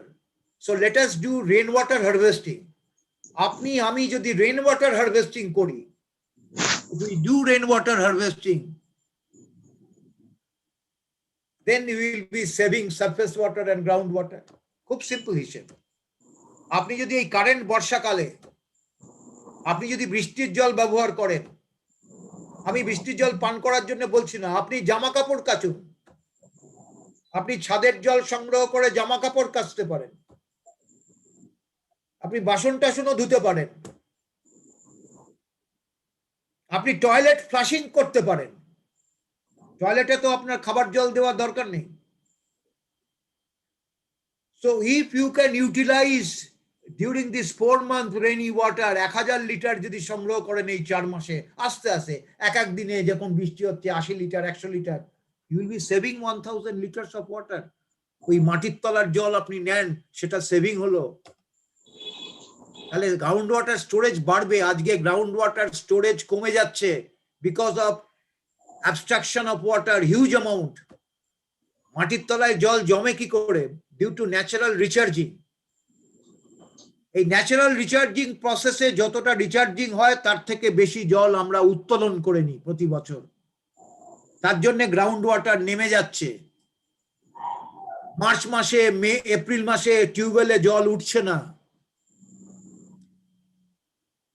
লোকে জল পাচ্ছে না। আর মাটির তলায় জল যত নেমে যাচ্ছে, নদীর জলও তত নেমে যাচ্ছে, কমে যাচ্ছে। আজকে নদীর বহমানতা কমে যাচ্ছে, গঙ্গা নদীতে জল কমে যাচ্ছে। আমি গঙ্গার উপরে কাজ করেছি বেনারসে, গঙ্গা অ্যাকশন প্ল্যান। 1990 সালে যে গঙ্গা ছিল, 2 বছর আগে গেছি, সে গঙ্গা আর নেই। অর্থাৎ গঙ্গার জল কমে গেছে, গঙ্গার ফ্লো কমে গেছে। আমরা বলি ইকোলজিক্যাল ফ্লো। নদীর ইকোলজিক্যাল ফ্লো কমে যাচ্ছে, নদী মরে যাচ্ছে, বহু নদী মরে গেছে। সুতরাং আজকে প্যারিটি নেই সারফেস ওয়াটার আর গ্রাউন্ড ওয়াটারের। এটা আমরাই করছি, আমরাই জল উত্তোলন করছি, জল ব্যবহার করছি, কিন্তু যেভাবে করা উচিত না করে, এটা করার ফলে কি হচ্ছে? মানুষ কন্টামিনেটেড ওয়াটার সোর্সের কাছে চলে যাচ্ছে। এটার থেকে বিভিন্ন রোগের সৃষ্টি হচ্ছে। Public health is in threat condition. Okay. কি হলো?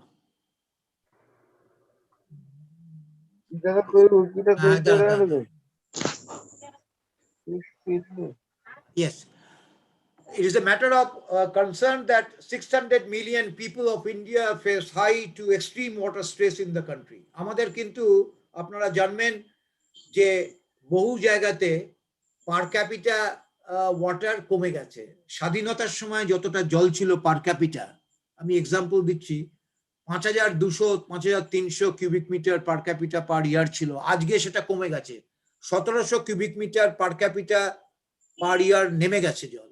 ফলে ওয়াটার স্ট্রেস কন্ডিশন, আমাদের বহু জায়গাতে ওয়াটার অ্যাকিউট কন্ডিশন এসে গেছে। 1700 কিউবিক মিটারের নিচে ম্যাক্সিমাম জায়গায়, ফলে ওয়াটার স্ট্রেস কন্ডিশন। আজকে 600 মিলিয়ন, 60 কোটি মানুষ ওয়াটার স্ট্রেস কন্ডিশনে আছে। 3/4 of the household of the country do not have drinking water at their premises. বাড়িতে কানেকশন নেই। 84% রুরাল হ্যাবিটেশনের কোনো পাইপ ওয়াটার সাপ্লাই নেই, যার জন্য জল জীবন মিশন এর জন্যই এসছে। এখন দেওয়া হচ্ছে, এখন বাড়ছে হাউস কানেকশন, বিভিন্ন স্টেটে বেড়েছে। বিহারে আজকে 50% হাউস কানেকশন, পশ্চিমবাংলাতে বোধহয় 17 কি 18%। এটা বাড়ছে, বাড়বে আগামী দিনে। Nearly 70% of water being contaminated. India is placed 120th among 122 countries in the World Water Quality Index. বহু শহরের গ্রাউন্ড ওয়াটারের problem. New Delhi, Bangalore, Chennai, Hyderabad, adequate water নেই।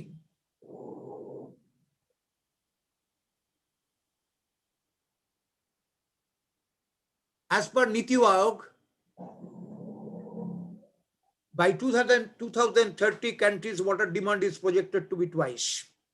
কিন্তু যেটা ভেরি ইম্পর্টেন্ট সেটা হচ্ছে যে আজকে কম্পোজিট ওয়াটার ম্যানেজমেন্ট ইন্ডেক্স তৈরি করা হয়েছে, এটা নীতি আয়োগ করেছেন, and it is a major step towards creating a culture of data-based decision making for water in India. আমাকে zonal basis, local basis, we have to decide on the data what should be my action plan to counter this water crisis. And it is encouraging the competitive and cooperative federalism. This competitive and cooperative federalism in the country's water governance and management is a solution that has been given by or advocated by Niti Aayog through Composite Water Management Index. তাহলে water ক্রাইসিসটা আমরা যদি একটু নাটসেলে summarise করি, তাহলে mismanagement of ground water আর surface water হচ্ছে যখন আমার গ্রাউন্ড ওয়াটার নেওয়ার কথা নয়, আমি গ্রাউন্ড ওয়াটার নিচ্ছি, আমাকে কনজাংটিভ ইউজ করতে হবে, দুটোই করতে হবে। Overdraw of ground water, depletion of ground water, এটা ক্রাইসিস করছে।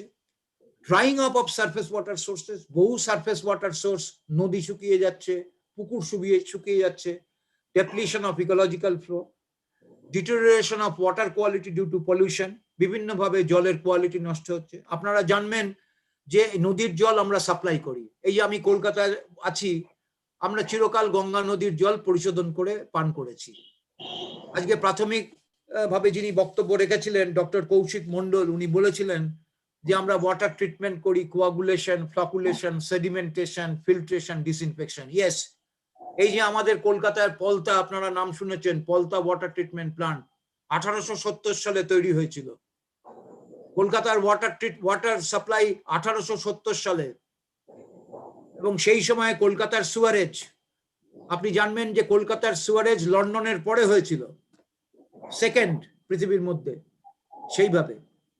কিন্তু এই যে আমার গঙ্গায় জল নিয়ে আমরা ট্রিটমেন্ট করতাম যে জায়গা পলতা, আজকে যদি গঙ্গা নদীর জলের কোয়ালিটি ডিটোরিয়েট করে, খারাপ হয়ে যায়, তাহলে আমার ওই যে প্রসেসটা ডক্টর মন্ডল বলেছিলেন যেটা আমরা ফলো করি, কোয়াগুলেশন, মানে আমরা তার সঙ্গে অ্যালাম দিই, মিশিয়ে দিই, তাতে ময়লাগুলো নিচে নেমে যায়, যাকে বলে ফ্লকুলেশন, সেডিমেন্টেশন।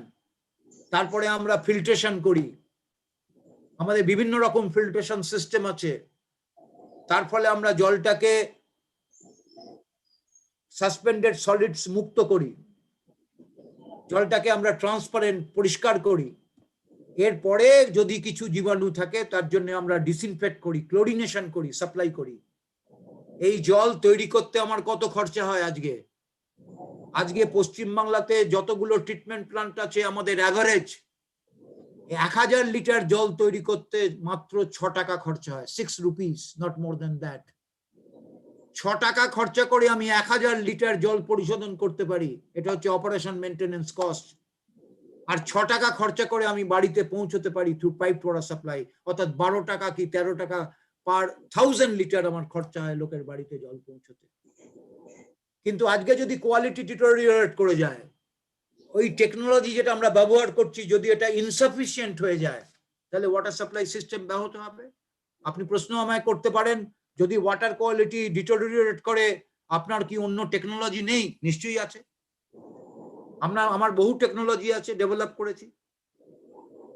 আমরা মাইক্রো ফিল্ট্রেশন ডেভেলপ করেছি, আমরা আল্ট্রা ফিল্ট্রেশন ডেভেলপ করেছি, আমরা ন্যানো ফিল্ট্রেশন ডেভেলপ করেছি, আমরা রিভার্স অসমোসিস ডেভেলপ করেছি, আরো আমরা ইলেকট্রোকোয়াগুলেশন ডেভেলপ করেছি। আপনি কত রকম টেকনোলজির কথা বলবেন ডেভেলপ করেছি? নিশ্চয়ই করেছি। এবং সেগুলোর অ্যাপ্লিকেশন তো আপনারা পাচ্ছেন। ওয়াটার পিউরিফায়ার যেগুলো কিনেছেন 12,000, 14,000, 16,000, 20,000 টাকা দিয়ে যেগুলো কিনেছেন, আরো তো ওরই অ্যাপ্লিকেশন। কিন্তু ওই টেকনোলজি দিয়ে পাবলিক ওয়াটার সাপ্লাই তো করা যাবে না, তাতে যে খরচা হবে আমাদের এক্সচেকার শেষ হয়ে যাবে। It is not possible.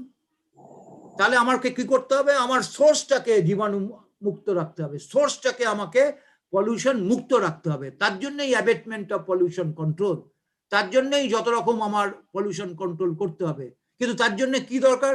Statutory regulation, rules regulation. আমার আইন আছে, ওয়াটার পলিউশন কন্ট্রোল অ্যাক্ট 1974 আছে, আমার এয়ার পলিউশন কন্ট্রোল অ্যাক্ট 1981 আছে, আমার এনভায়রনমেন্ট প্রোটেকশন অ্যাক্ট 1985 আছে, আমার hazardous waste management handling rule আছে 89 আছে, আমার সলিড ওয়েস্ট ম্যানেজমেন্ট রুল আছে 2016, আগে ছিল, অ্যামেন্ডমেন্ট হয়েছে। বায়োমেডিক্যাল ওয়েস্ট ম্যানেজমেন্ট রুল আছে 2016, প্লাস্টিক ওয়েস্ট ম্যানেজমেন্ট রুল আছে 2016। সমস্ত রুলস রেগুলেশন আমার আছে। আমার স্ট্যাটুটারি অর্গানাইজেশন আছে, সেন্ট্রাল পলিউশন কন্ট্রোল বোর্ড থেকে state pollution control board, environment department, তারাও আছে। তাহলে সবই আছে, আইন আছে, রুলস আছে, রেগুলেশনস আছে, কিন্তু তবুও দেখছি অনেক ক্ষেত্রে মানা হচ্ছে না। আমরা ভায়োলেট করছি, আমরা ফ্লাউট করছি। সেটা যৌথভাবে হতে পারে, ইন্ডিভিজুয়াল হতে পারে, সেটা অন্য কথা, but we are polluting, this is the final thing, এটা হচ্ছে। তো anyway, these are the water crisis: lack of proper planning, integrated water supply for agriculture,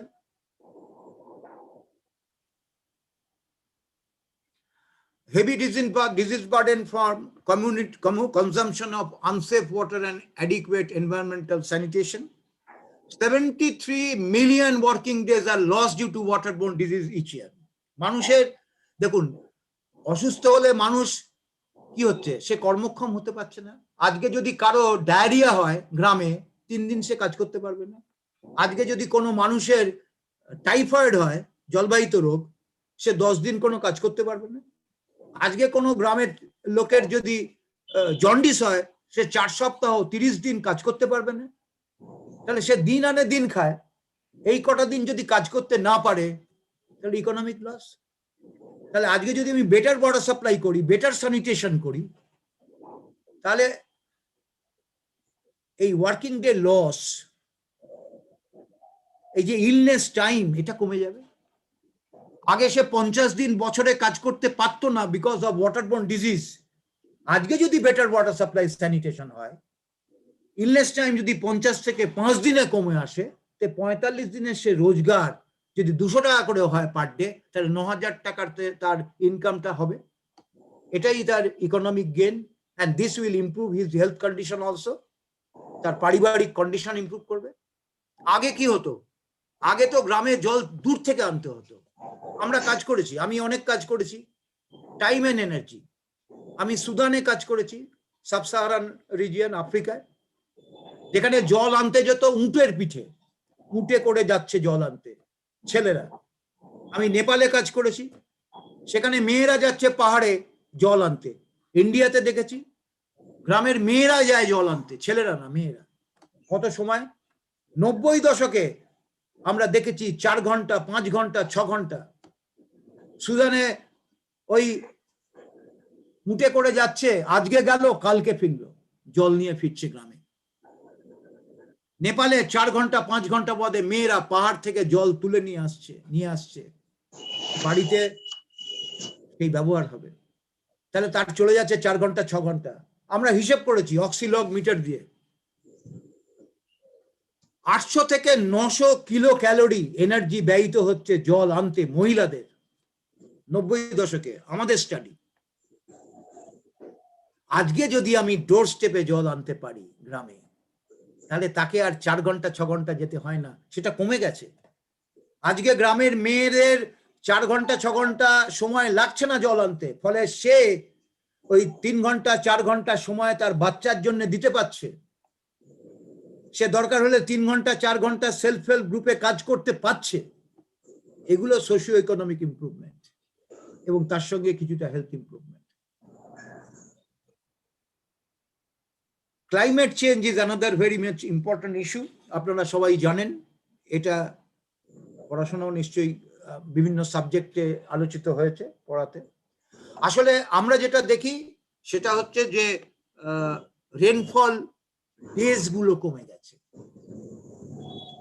rainfall days আমাদের 120 দিন টোটাল আমাদের এই মনসুন, তাতে আমরা যা আগে রেনফল পেতাম দিনগুলো কমে গেছে। তাতে কি হলো, রেনফল ইন্টেন্সিটি বেড়েছে, ডিউরেশন কমেছে। 1 ঘন্টাতে 50 মিলিমিটার বৃষ্টি হয়ে গেল। ফলস্বরূপ ওয়াটার লগিং, আর জল বয়ে চলে গেল, ন্যাচারাল রিচার্জিং হলো না। আস্তে আস্তে 10 millimetre per hour rainfall, 12 millimetre, 8 millimetre, কম রেট রেনফল যদি হয়, ইন্টেন্সিটি ডিউরেশন বেশি হলে রিচার্জিং বেশি হয়। তো this has change. Climate change হয়ে যাওয়ার জন্য আমরা দেখছি এক্সট্রিমিটিস। এখন আমরা ফ্লাড দেখতে পাচ্ছি বেশি, সাইক্লোন তো আসছে, বজ্রপাত বাড়ছে, আমাদের ড্রাউট বাড়ছে। ড্রাউটও অ্যাডভার্স ইম্প্যাক্ট অন হেলথ হয়।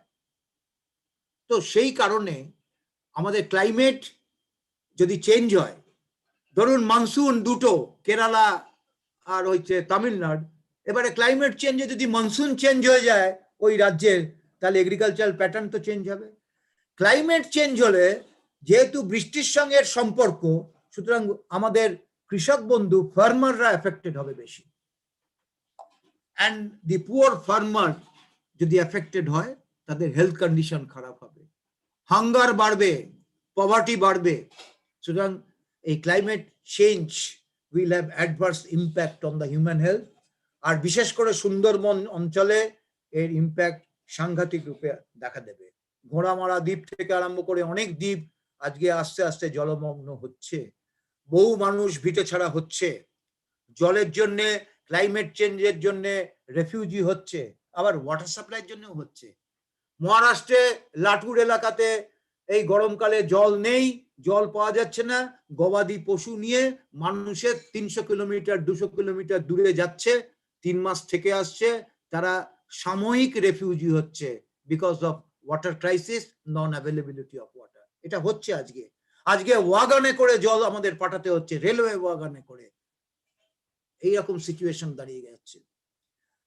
Anyway, annual water requirement for different use, যেটা আমি বলছিলাম, আমাদের ভারতবর্ষে 78% আমাদের ইরিগেশনে আমরা ব্যবহার করি, 6% in domestic, 5% in industry, 3% in power generation, 1% in inland navigation, environment and ecology 1%, and 6% is getting evaporated as it is loss, we say evaporation loss, but it is helping in water cycle. So public water is a public good. I have discussed this, but the very important thing is this, that every water supply agency must ensure water quality, water security, safety for the consumers, addressing the issue of portability, reliability, sustainability, convenience and equity. তাহলে ওয়াটারবোর্ন root যেটা public health নিয়ে আমরা discuss করছিলাম, একটু দেখে নি যে virus, polio virus, এটা ডিজিজ করছে পোলিওমাইলাইটিস। কিন্তু এখানে যেটা ভেরি ইম্পর্টেন্ট, এর জন্য আমাদের ভ্যাকসিনের কথা আমরা বলছি। আমরা তো ওয়াটার স্যানিটেশনের কথা বলবোই, তার সঙ্গে আমাদের ভ্যাকসিনটা বাচ্চাদের কম্পালসারি আমরা করেছি, polio vaccine. Hepatitis A, jaundice, hepatitis A হতে পারে, হেপাটাইটিস বি হতে পারে, সি অন্য হতে পারে, কিন্তু হেপাটাইটিস এ জল থেকে যেটা হয়, it is infective hepatitis. Rota virus, সেখান থেকে হতে পারে diarrhoea. Salmonella typhi bacteria, it is causing typhoid, paratyphoid. Vibrio cholerae, it is causing cholera, এবং এটা অনেক ক্ষেত্রে ফ্যাটালও হতে পারে। Campylobacter jejuni is causing diarrhea, dysentery. Yersinia enterolytica, this is causing diarrhea, dysentery. Shigella is causing Shigella dysentery. Protozoal disease, histolytica, this is amoebiasis, it is causing amoebiasis. Giardia lamblia, Giardia যেটা অসুখ বলি, Giardiasis. হেলমিন থেকে হতে পারে এন্টারোবিয়াস ভার্মিকিউলারিস, সেটা হচ্ছে thread worm, যে কৃমি, বিভিন্ন রকমের আমাদের কৃমি হতে পারে, ফিতে কৃমি হতে পারে, রাউন্ড ওয়ার্ম হতে পারে, তো অ্যাসকারিস হতে পারে, রাউন্ড ওয়ার্ম করে এগুলো। তো অল দিস থিংস, এগুলো বেসিক্যালি আমাদের ওয়াটার বোর্ন রুট। এগুলোকে আমাকে প্রিভেন্ট করতে হবে। প্রিভেনশনের একমাত্র উপায় হচ্ছে better water supply, safe water supply, sanitation. We have to create the barrier. এখানে একটা ব্যারিয়ার করা, ব্যারিয়ারটাই হচ্ছে water sanitation and better hygiene. এবারে পাবলিক ওয়াটার সাপ্লাই যদি দেখেন, you see our basic objective is to supply water to every citizen, but water we are supplying intermittently. আপনারা যদি piped water supply পান, আপনারা কিন্তু 24 ঘন্টা জল পান না। এটা হচ্ছে ইন্টারমিটেন্ট ওয়াটার সাপ্লাই ভারতবর্ষে মোস্টলি। আমরা চাই যে 24x ওয়াটার সাপ্লাই হোক, এটার দিকেই আমরা এগোচ্ছি। পশ্চিমবাংলাতে এখন দুটো জেলাতে, 24 পরগনা নর্থ আর ওই বাঁকুড়া, এই দুটো জেলাতে এখন 24x7 ওয়াটার সাপ্লাইয়ের কাজ চলছে, এডিবি ফান্ডেড। পুরুলিয়াতেও এরা ধরনের কাজ আরম্ভ হয়েছে 24x7। তো 24x7 ওয়াটার সাপ্লাই আমাদের করার অবজেক্টিভ। আমরা চাই তাতে কোয়ালিটি ভালো থাকে, কিন্তু তার অনেক প্লাস মাইনাস আছে, সেগুলো হয়তো এখন ডিসকাস করা যাবে না। কিন্তু আপনি কত জল পাবেন, আপনি কত জল পান, আমি যদি আজকে এখানে প্রশ্ন করতাম, আমি জানি না ঠিক উত্তর পেতাম কিনা। আপনি কত জল ব্যবহার করেন, এই উত্তর আমরা পাই না, কারণ যে কেউ জল মাপে না। আমি কত জল ব্যবহার করছি একটু মাপবেন, একটু দেখবেন, how much water you are using. যদি আপনি মেগা মেট্রো সিটিতে থাকেন, কলকাতা শহর বা দিল্লি, মুম্বাই, চেন্নাইয়ের মতো বড় শহর, এটা গভর্নমেন্ট অফ ইন্ডিয়ার নর্ম, 150 লিটার জল আপনার প্রাপ্য, আপনি ব্যবহার করবেন, তার থেকে বেশি জল ব্যবহার করবেন না। যদি আপনি অন্য শহরে থাকেন, ছোট শহর, কিন্তু সেই শহরের নিচে আন্ডারগ্রাউন্ড সুয়ারেজ আছে, পশ্চিমবাংলাতে লিমিটেড, সল্টলেকে আছে, সল্টলেক সেক্টর 5, নিউ টাউনে আছে, গয়েশপুরে আছে, হালি শহরে হচ্ছে, বজবজে হচ্ছে, দুর্গাপুরে আছে, কিন্তু বেশিরভাগ শহরে নেই। আপনি যদি কাঁথিতে থাকেন, নেই, কাঁথি শহরে নেই। যদি ওই শহরে থাকেন, ছোট শহর, আন্ডারগ্রাউন্ড সুয়ারেজ, তাহলে 135 লিটার্স, আর অন্য শহরে 70 লিটার্স জল আপনার প্রাপ্য, 70। ইনইকুইটি ইন ওয়াটার ডিস্ট্রিবিউশন সিস্টেম, সবাই একরকম জল পান না। আমরা শহরে ঘুরলেই বুঝতে পারি বিভিন্ন কর্নারে মানুষের কমপ্লেন, তার মানে inequity in water distribution system. Unaccounted for water, কত জল নষ্ট হয় শহর থেকে, 32 to 42%। এর মধ্যে আমি, আপনি সবাই আছি, প্রত্যেকে কন্ট্রিবিউটার টু দি আনঅ্যাকাউন্টেড ওয়াটার। সুতরাং জল অপচয় কাল থেকে বন্ধ করুন। If you save 1 drop of water, you are saving 1 drop of fresh water. আপনি মানুষের তৃষ্ণা মেটাচ্ছেন, জানবেন। সো 32 to 40% জল আমাদের ওয়েস্টেজ হয়। প্রশ্ন আসতে পারে যে ওয়েস্টেজ কি একেবারেই হবে না? নিশ্চয়ই। জল যেহেতু, জল তো তরল, কিছু তো ওয়েস্টেজ হতেই পারে। আমাদের wastage allowed as per government of India norm 15%, 15%। ইউকেতে, ইউনাইটেড কিংডমে এই লসটা হচ্ছে অনলি 12%। আমাদের 15% বলা আছে, 15, কিন্তু সেটা 32 থেকে 42%। কলকাতা শহরে 38%। Risk of contamination of pipeline, এই যে ইন্টারমিটেন্ট ওয়াটার সাপ্লাই, সন্ধ্যেবেলায় 6টার সময় জল দেওয়া হয়েছে, তারপর পরের দিন সকাল 6টায় জল দিচ্ছে, 12 ঘন্টা পাইপে জল নেই, প্রেসার নেই, বাইরের থেকে কন্টামিনেশন ঢুকে যাচ্ছে। পাইপ অনেক জায়গায় ফাটা আছে, পাইপের অনেক জায়গায় ছিদ্র আছে, অনেক জায়গায় ভালভগুলো ঠিক মতো লাগানো নেই, লুজ আছে, লিকেজ আছে, সেখান থেকে বাইরের ব্যাকটেরিয়া, সয়েল থেকে ব্যাকটেরিয়া ঢুকে যাচ্ছে, আপনার জল কন্টামিনেটেড হচ্ছে। আমরা পরীক্ষা করে দেখেছি, ভোরবেলায় প্রথম যে জল আসে 10-15 মিনিট, জলে কন্টামিনেশন থাকতে পারে। কিন্তু 24x ওয়াটার সাপ্লাই হলে এই বাইরে থেকে কন্টামিনেশনটা ঢুকবে না। Absence of water quality monitoring and surveillance, জলের পরীক্ষা করা আর তার নজরদারির ব্যবস্থাও কিন্তু ঠিক নেই। যদিও আমাদের ন্যাশনাল লেভেলে water quality monitoring and surveillance programme আছে, এবং আমি যখন all India institute on hygiene and public হেলথে পড়িয়েছি, আমরা একটা প্রজেক্ট নিয়েছিলাম, গভর্নমেন্ট অফ ইন্ডিয়ার প্রজেক্ট, ইউনিসেফ সাপোর্ট করেছিল, water quality monitoring and surveillance. পশ্চিম মিদনাপুরের 60টা ভিলেজে আমরা কাজ করেছিলাম, and we developed a model by which we proved that water quality monitoring and surveillance could be done by the villagers through field kit দিয়ে আপনি গ্রামে জলের পরীক্ষা করতে পারেন, গ্রামবাসী করতে পারে এবং নিজের জল নিজে পরীক্ষা করে তার ব্যবস্থা পর্যন্ত নিতে পারে যদি কন্টামিনেশন হয়। It was a successful story. Planning commission এসেছিল, দেখেছিল, হেলথ মিনিস্ট্রি দেখেছে, and they agreed. Urban ministry, planning, health ministry, rural ministry সবাই এগ্রি করে এবং 2005 সালে এটা লঞ্চ হয়। আমরা দিল্লিতে গিয়ে এটা লঞ্চ করি। তখন এখন যিনি উপরাষ্ট্রপতি আছেন, honourable Venkata Naidu, he was the minister at that time, water sanitation, উনি উদ্বোধন করেন। I was present there, India habitat সেন্টারে। 2006 সালে এই প্রোগ্রাম সারা ভারতবর্ষে লঞ্চ হয়েছে।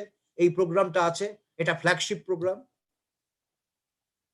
এবং এই প্রোগ্রাম মোতাবেক রুরাল ওয়াটার সাপ্লাইয়ের ক্ষেত্রে নজরদারি ব্যবস্থাটা চালু করার কথা। মনিটরিংটা হচ্ছে, নজরদারি কতটা হচ্ছে আমি বলতে পারবো না।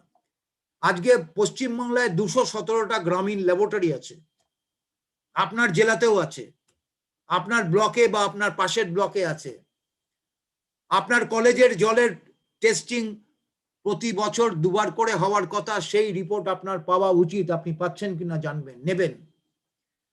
Water quality monitoring and surveillance যে ল্যাবরেটরিগুলো আজকে গ্রামীণ আছে, আপনি তার সাহায্য নিতে পারেন for the water quality testing.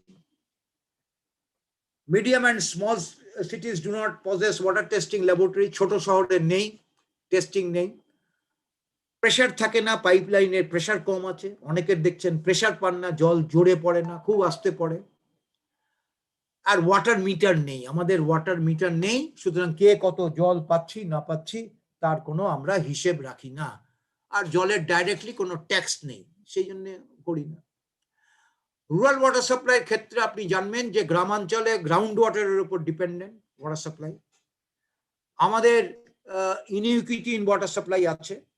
আমাদের বেশিরভাগই স্পট সোর্স, টিউবওয়েল আছে, কিছু কিছু জায়গায় পাইপ ওয়াটার সাপ্লাই আছে, রাস্তায় কল আছে। গ্রামে 55 লিটার জল পাওয়ার কথা গ্রামে per capita per day.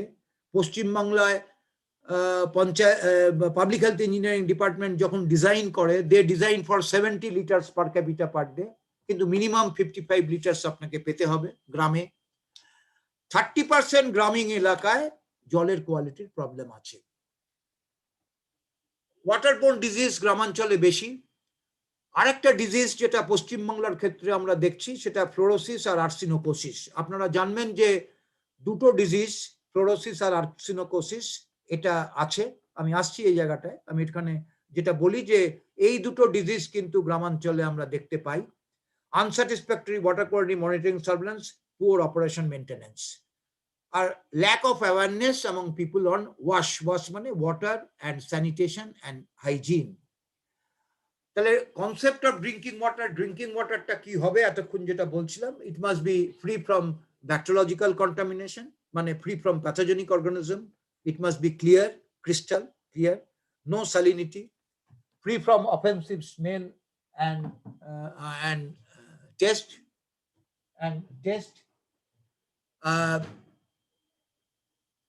free from compounds that may have adverse effect on human health, or free from chemical contamination, free from chemicals that may cause corrosion of water supply system or stain clothes washed in it.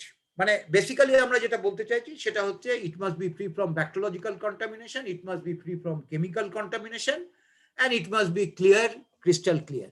Okay, no smell, no odor.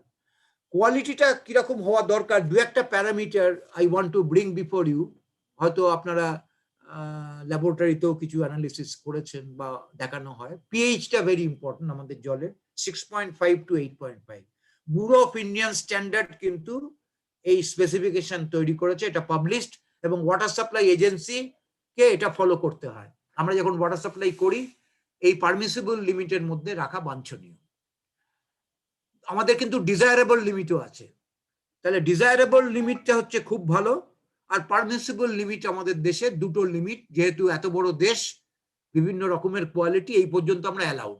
মানে pH দেখবেন 6.5 to 8.5। যদি pH কম হয় acidic হবে, বেশি হয়ে গেলে alkaline, দুটোই খারাপ।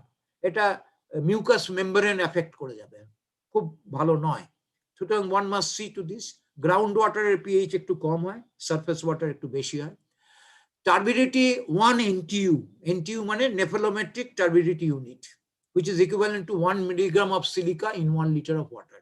এটা 5 পর্যন্ত অ্যালাউড আছে, কিন্তু বেসিক্যালি 5টা আমরা করেছি এটা আসলে গ্রাউন্ড ওয়াটারের জন্য। গ্রাউন্ড ওয়াটারে একটু আয়রন থাকতে পারে বলে ওখানে 5 অ্যালাউড আছে, কিন্তু সারফেস ওয়াটার 1 NTU।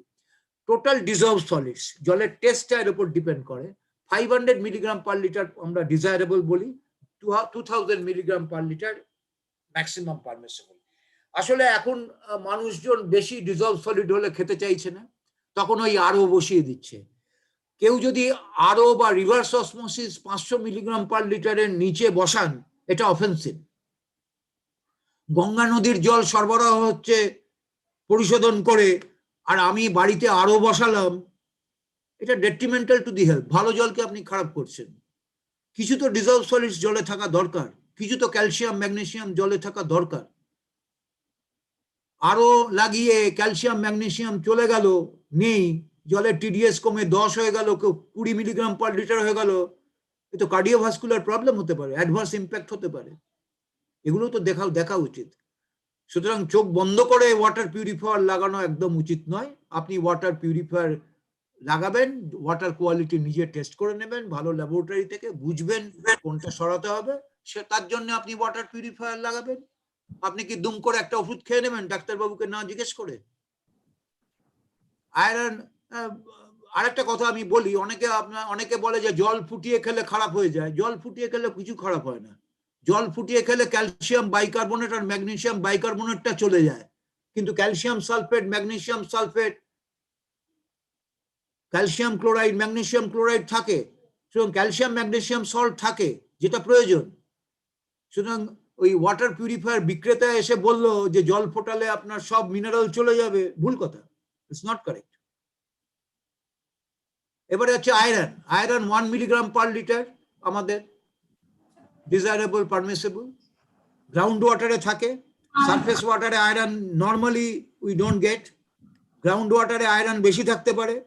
আপনার বাড়িতে টিউবওয়েল আছে, গ্রামে থাকেন, আয়রন বেশি, কলতলা লাল হয়ে যাচ্ছে, টয়লেট লাল হয়ে যাচ্ছে, আপনি আয়রন সরাতে পারেন। আয়রন সরানো is very easy, because iron dissolved স্টেটে থাকে, অক্সিডাইজ করে বাতাসের সংস্পর্শে এসে।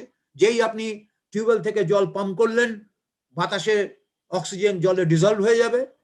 আপনারা জানেন যে অক্সিজেনের একটা সলিবিলিটি আছে জলে, সেই সলিবিলিটির ফলে জলে যে অক্সিজেন থাকবে ফেরাস স্টেটকে ফেরিক স্টেটে নিয়ে চলে যাবে, নন ডিজলভ স্টেটে চলে যাবে। এরপর আপনি ওটাকে ফিল্টার করে নেবেন। অর্থাৎ টিউবওয়েলের জল যদি আপনি পাম্প করে 4-5 ঘন্টা রেখে দেন, আমরা তো বলি যে বিকেলবেলায় সন্ধ্যাবেলায় জল টিউবওয়েল থেকে নিন, ঢেকে ঢুকে রেখে দিন, পরের দিন সকালবেলায় 6টার সময় একটা ক্যান্ডেল ফিল্টারে ফিল্টার করে নিন। 95 ভাগ, 97 ভাগ, 98 ভাগ লোহা আপনার চলে যাবে। আর্সেনিক যেটা আমরা বলছি সেটা 0.01 milligram per litre. Arsenic 0.01 milligram per litre. এই দেখুন আর্সেনোকোসিস, আমি একটা ছবি দিচ্ছি আপনাদের সামনে। আর্সেনিক আমরা পেলাম 1983 সালে। কিছু মানুষ ওই 24 পরগনা জেলা থেকে স্কুল অফ ট্রপিক্যাল মেডিসিন কলকাতায় গেলেন, তাদের শরীরে বিভিন্ন রকম সিমটম, হাতে কেরাটোসিস, হাতে এরকম দাগ, মেলানোসিস, লিভার আক্রান্ত, কিডনি আক্রান্ত, নার্ভের দোষ, নার্ভ হচ্ছে, কম্পন হচ্ছে, অনেকের ঘা হয়ে গেছে হাতে পায়ে, গ্যাংগ্রিন হয়েছে। তো ডাক্তারবাবুরা তখন ওখানে পরীক্ষা করে বুঝলেন যে এটা আর্সেনোকোসিস। পরে টেস্টিং হয়েছে, তাদের হেয়ার, চুল টেস্ট করা হয়েছে, মাথার চুল, হাতের নখ পরীক্ষা করা হয়েছে, এবং সেখানে আমাদের আর্সেনিক পাওয়া গেছে। নেপোলিয়ন বোনাপার্ট আর্সেনিক পয়জনিং এ মারা গিয়েছিলেন, পরে তার হেয়ার অ্যান্ড নেল পরীক্ষা করে আর্সেনিক পাওয়া গিয়েছিল। এখানে আর্সেনিক পাওয়া গেল নেল অ্যান্ড হেয়ারে, কনফার্ম হলো যে তার শরীরে আর্সেনিক আছে। ওরা রেফার করলো আমাদের institute, all India institute hygiene and public health. এটা পাশাপাশি স্কুল অফ ট্রপিক্যাল মেডিসিন আর আমাদের ইনস্টিটিউট পাশাপাশি, ক্যালকাটা মেডিকেল কলেজের পাশেই। আমরা ওয়াটার স্যাম্পল নিলাম 24 পরগনা জেলা থেকে, এবং তার জলে মাত্রাতিরিক্ত আর্সেনিক পাওয়া গেল। কনফার্ম যে they are drinking arsenic from the contaminated water. সেই 83 সাল থেকে শুরু হলো আস্তে আস্তে আর্সেনিক দেখা। আজকে পশ্চিমবাংলার 104টে block out of 343 block affected with arsenic. আর্সেনিকের আগে ছিল 0.05 মিলিগ্রাম পার লিটার লিমিট, আজকে সেই লিমিট পরিবর্তন করেছে গভর্নমেন্ট অফ ইন্ডিয়া 2015 সালে 0.01 মিলিগ্রাম পার লিটার। 104টে ব্লক অ্যাফেক্টেড। আজকে আর্সেনিক অ্যাফেক্টেড জেলার মধ্যে আমরা পাচ্ছি মালদা, মুর্শিদাবাদ, নদিয়া, নর্থ 24 পরগনা, সাউথ 24 পরগনা, বিস্তীর্ণ এলাকাতে, গঙ্গা নদীর পূব দিকে বিস্তীর্ণ এলাকাতে আর্সেনিকের অবস্থান। কলকাতা শহরেও আর্সেনিক পাওয়া যায়, কিন্তু কলকাতা পরিশোধন করে সরবরাহ করা হয়, মানুষে মাটির তলার জল খান না বেশি। আর যেখানে মাটির তলার জল কর্পোরেশন নেয় সেটা ডিপার অ্যাকুইফার থেকে নেয়, সেখানে আর্সেনিক নেই। কিন্তু আর্সেনিক পাওয়া গেছে বর্ধমানের কয়েকটা ব্লকে, পশ্চিম দিকে হলো গঙ্গা নদীর, হুগলিতে পাওয়া গেছে বলাগড়ে, এদিকে আপনার হাওড়াতে পাওয়া গেছে উলুবেড়িয়ার কাছে শ্যামপুর ব্লকে, শ্যামপুর 1, শ্যামপুর 2-তে। সুতরাং আর্সেনিকের অবস্থান আছে, কিন্তু প্রশ্নটা হচ্ছে যে সমস্যার সমাধানের প্রসেস আছে এবং সেটা করা হচ্ছে। সারফেস ওয়াটারে কোনো আর্সেনিক নেই, নদীর জলে নেই, সেই জন্য নদীর জল সরবরাহ করা হয়, ডিপ অ্যাকুইফার থেকে জল দেওয়া হয় যদি আর্সেনিক না থাকে। তা নইলে আমরা আর্সেনিক সরাতে পারি, উই নো দ্য টেকনোলজি। আজকে 180খানা arsenic removal unit public health engineering department লাগিয়েছে বিভিন্ন জেলাতে, ডিপ টিউবওয়েলের সঙ্গে পাইপ ওয়াটার সাপ্লাই হচ্ছে। তো যাই হোক, সেটা আছে, আমি আর ডিটেল এখানে বলছি না। ফ্লোরাইডের একটা সমস্যা আছে। ফ্লোরাইড দেখুন, জলে ফ্লোরাইড আছে, ফ্লোরাইডও জনস্বাস্থ্যের পরিপন্থী হয় যদি এটা বেশি হয়। ভারতবর্ষে ফ্লোরাইড 20টা রাজ্যে, 20 স্টেটস প্রবলেম। ওয়েস্ট বেঙ্গলের প্রবলেম 1996-এ আমরা প্রথম জানলাম যখন আমরা গেলাম নলহাটি, বীরভূমে, ফ্লোরাইড বেশি।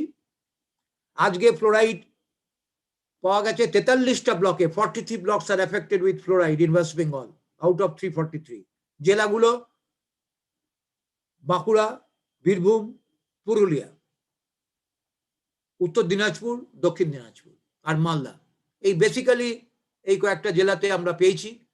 ডেন্টাল ফ্লোরোসিস হয়, এই দেখুন দাঁত নষ্ট হয়ে যাচ্ছে। এই ছেলেটা জন্মর পর থেকে যখন জল খায়, ফ্লোরাইড কন্টামিনেটেড জল খাচ্ছে, দাঁত নষ্ট, ডেন্টাল ফ্লোরোসিস। মেয়েদেরও হতে পারে, এবং আমরা স্কুলে গিয়ে ডিটেক্ট করি, তারপর আমরা সার্ভে করি।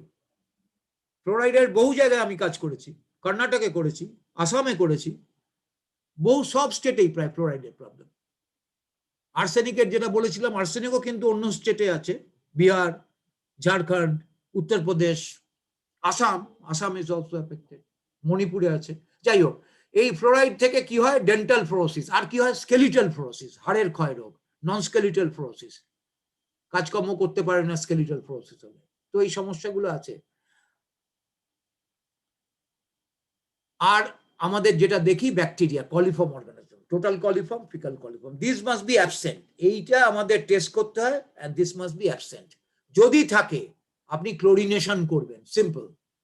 আপনি chlorine solution, even bleaching powder solution ঠিকমতো যদি পরিমাণ মতো মেশাতে পারেন, জীবাণু ধ্বংস হবে, ডিসইনফেকশন হবে, কিন্তু রেসিডুয়াল ক্লোরিন বেশি থাকবে না।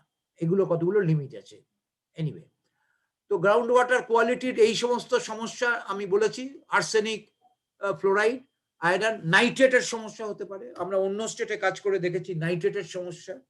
আমি উত্তরাখণ্ডে কাজ করে দেখেছি নাইট্রেটের সমস্যা। সেটা হচ্ছে আসলে বর্জ্য জল বা স্লাজ বা বেশি পরিমাণ ফার্টিলাইজার ব্যবহার করলে নাইট্রেট হতে পারে। ওকে,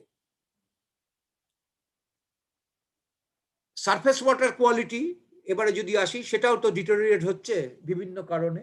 এই সুয়েজ আনট্রিটেড ইন্ডাস্ট্রিয়াল ওয়েস্ট, এগুলোর থেকে, অর্থাৎ ওয়েস্ট ওয়াটার ম্যানেজমেন্ট প্রপার না হলে সারফেস ওয়াটার ব্যাহত হচ্ছে। তো আমার যেটা দরকার সেটা হচ্ছে স্যানিটেশন। গ্রামাঞ্চলে টয়লেট করতে হবে, সেটাকে বলি অনসাইট স্যানিটেশন। আর আপনি যে ছোট শহরে আছেন, আপনারও বাড়িতে দেখবেন সেপটিক ট্যাঙ্ক আছে, সেপটিক ট্যাঙ্ক মানে অনসাইট স্যানিটেশন, সেখানে হিউম্যান এক্সক্রিটার ট্রিটমেন্টের বন্দোবস্ত। আর গ্রামাঞ্চলে আমরা করি 2 ফিট 4 ফ্লাশ টয়লেট। কিন্তু ছোট শহরে আপনার নর্দমা দিয়ে ওই স্নানের জল, কিচেনের জল, ওয়াশিং জল সব বেরিয়ে যাচ্ছে, এটাকে আমরা বলি সালেজ, এটা হচ্ছে গ্রে ওয়াটার। এগুলোরও ট্রিটমেন্ট করা দরকার, পরিশোধন করা দরকার।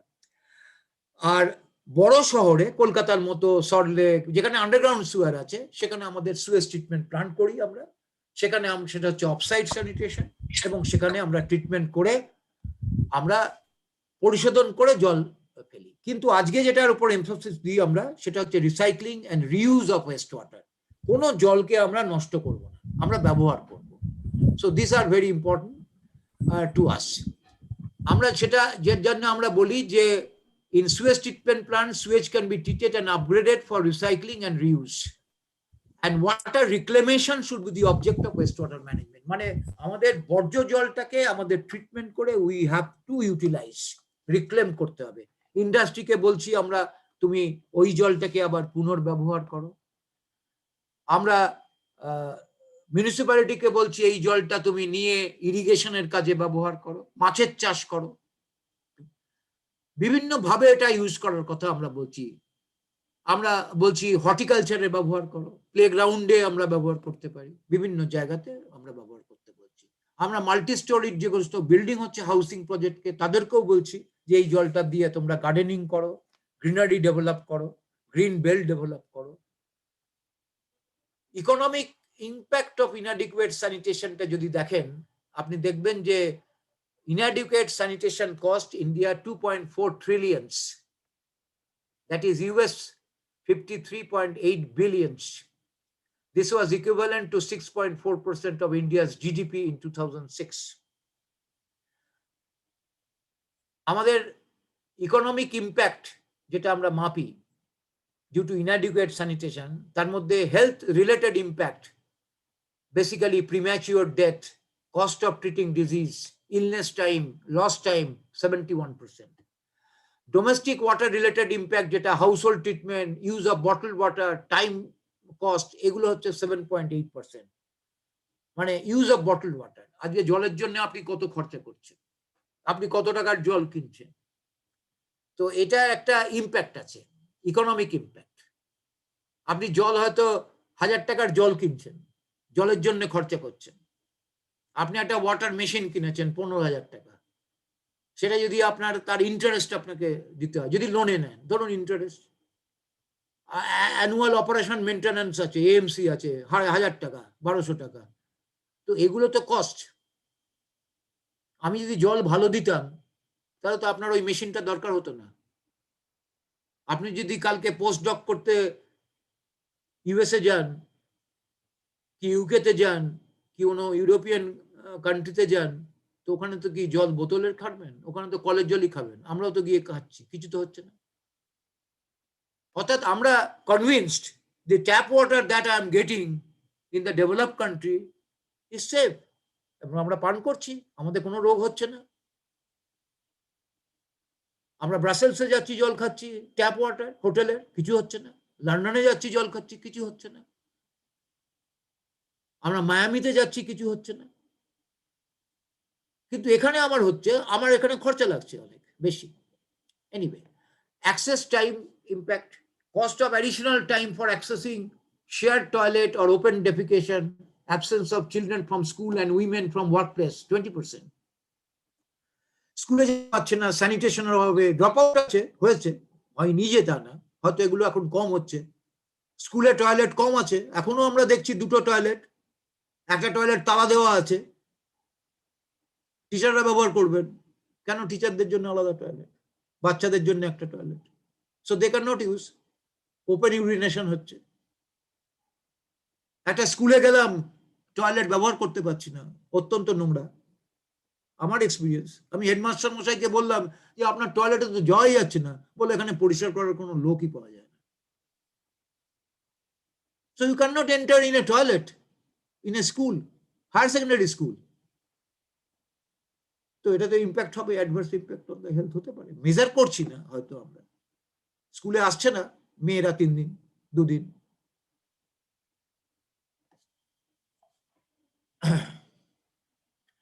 লিকুইড ওয়েস্ট ম্যানেজমেন্ট তো সেটা আমি আলোচনা করলাম, I am not going in further detail.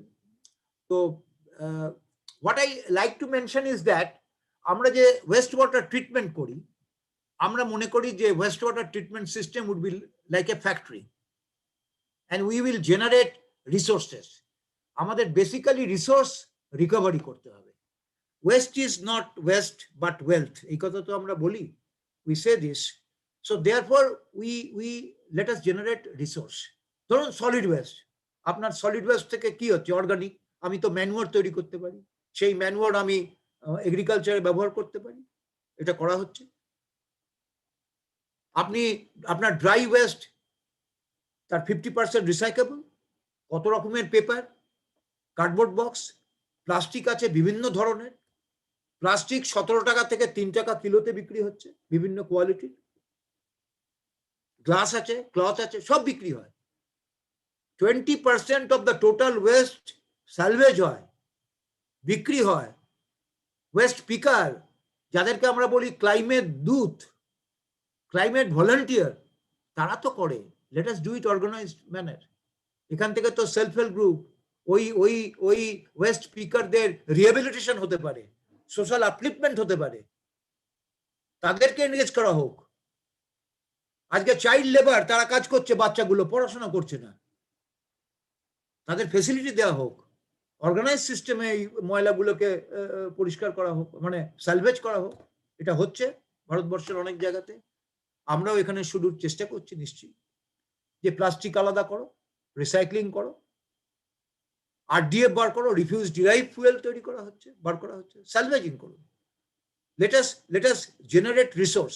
তেমনি লিকুইড ওয়েস্ট থেকে আমরা এনার্জি জেনারেট করতে পারি, স্লাস থেকে বায়োগ্যাস জেনারেট করতে পারি, এনার্জি ম্যানিওর করতে পারি, পোলট্রি ফিড করতে পারি, পোলট্রিদের ফিড, ডাকউইড, এই যে ডাকউইড আছে ছোট ছোট, গ্রো করিয়ে আমরা এটা পোলট্রি ফিড হতে পারে, ফিশ হতে পারে, মাছের চাষ হতে পারে, প্রচুর হয়, করা হচ্ছে।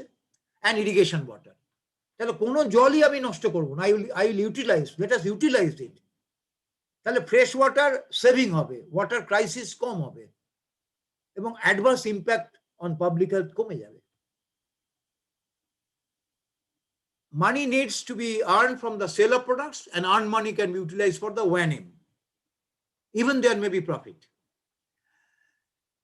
Okay. আরেকটা ভেরি ইম্পর্টেন্ট সেটা বলি, যে সেপ্টেজ ম্যানেজমেন্ট। দেখবেন এটা সেকেন্ড পয়েন্টে আমি বলছি, সেপ্টেজ। আপনারা যে সেপটিক ট্যাঙ্ক থেকে যে স্লাজটা তোলা হয়, পরিষ্কার করা হয়, এটার কোনো ট্রিটমেন্ট হয় না, যেখানে সেখানে ফেলে দিচ্ছে, এবং সেখান থেকে বিভিন্ন রোগের সৃষ্টি হচ্ছে, পলিউশন হচ্ছে, গ্রাউন্ড ওয়াটার, সারফেস ওয়াটার। সেই জন্য গভর্নমেন্ট অফ ইন্ডিয়াও ডাইরেকশন দিয়েছে, এখন সেপ্টেজের ম্যানেজমেন্ট, সেপ্টেজটাকে ট্রিটমেন্ট করে তাকে কনভার্ট করতে হবে ম্যানুওর, সেটা সার হবে, তার এনপিকে ভ্যালু ভালো, so we can utilise that. সবসময় জানবেন যে ভ্যালু অ্যাডিশন করতে হয় আমাদের এই সমস্ত প্রোডাক্টের, এবং ইট ক্যান বি ইউটিলাইজ।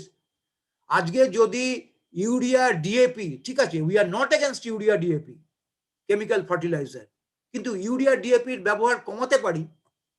আজকে যদি কিছুটা কমাতে পারি by generating organic manure, value addition করে দিতে পারি, তাহলে যেখানে এটা তৈরি হচ্ছে সেখান থেকে তো গ্রিন হাউস গ্যাস তৈরি হচ্ছে, সেটা কমে যেতে পারে।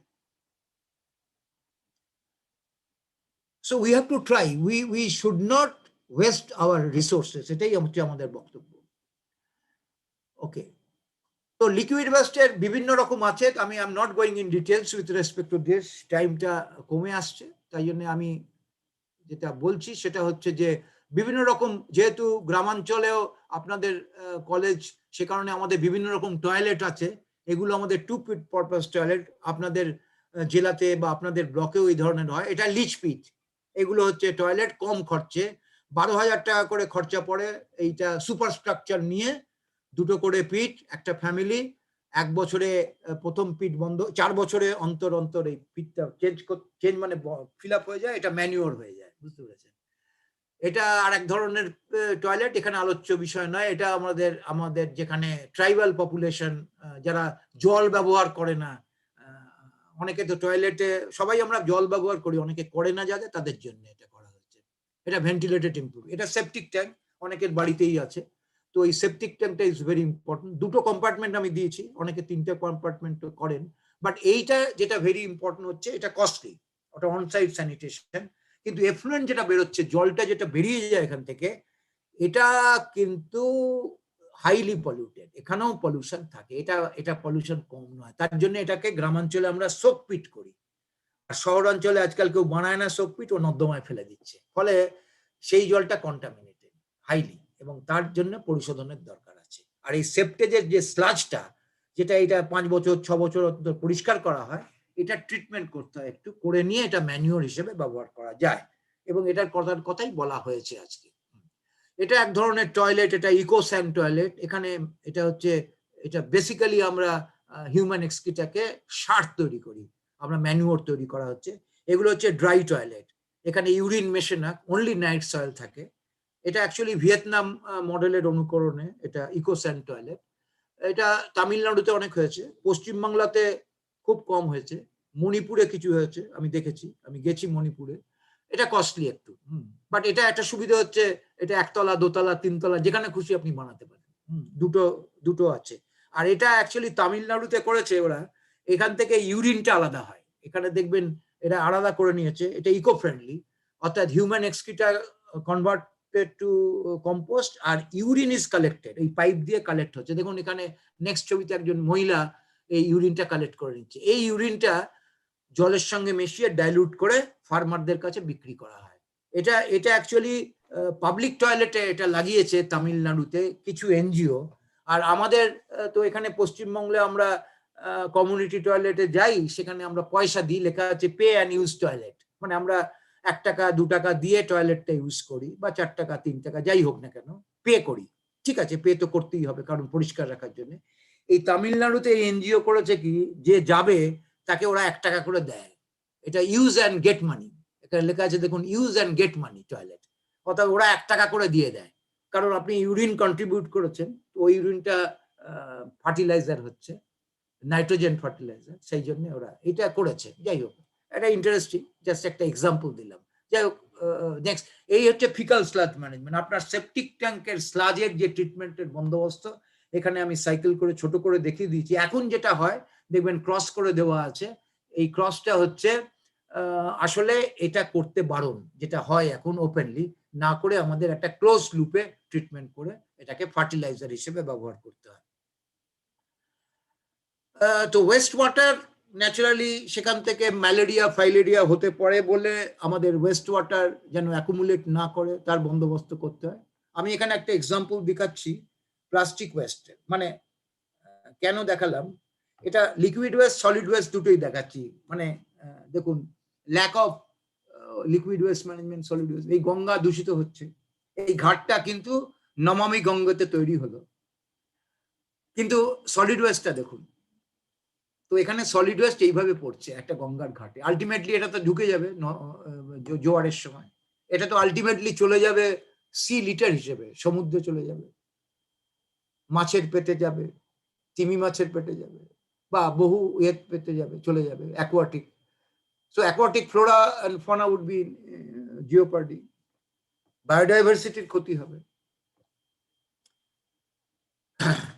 তো ওয়েস্ট ওয়াটার রিসাইক্লিং এ আমরা প্যারাডাইম শিফট করেছি, আমরা এখন ব্যবহার করছি বহু জায়গাতে, আমরা জিরো লিকুইড ডিসচার্জ ইন্ডাস্ট্রিকে বলছি, তারা করছে বহু শহরে এখন এই West water is getting utilised. I am not going in details, but what I try to mention here is that we are now recycling and reusing of water. I'm also connected with some of the industries, mainly paper industry, where the wastewater is getting recycled in the paper industry.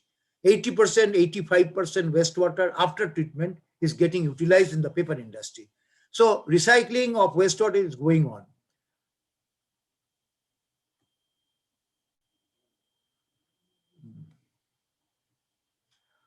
এখানে reuse of treated water, এখানে আমি একটা example দেখাচ্ছি যে how the treated water is getting utilised for golf course. এটা একটা golf কোর্সের utilise হচ্ছে, এটা একটা সিম্পল স্প্রে ইরিগেশনের মতো হচ্ছে।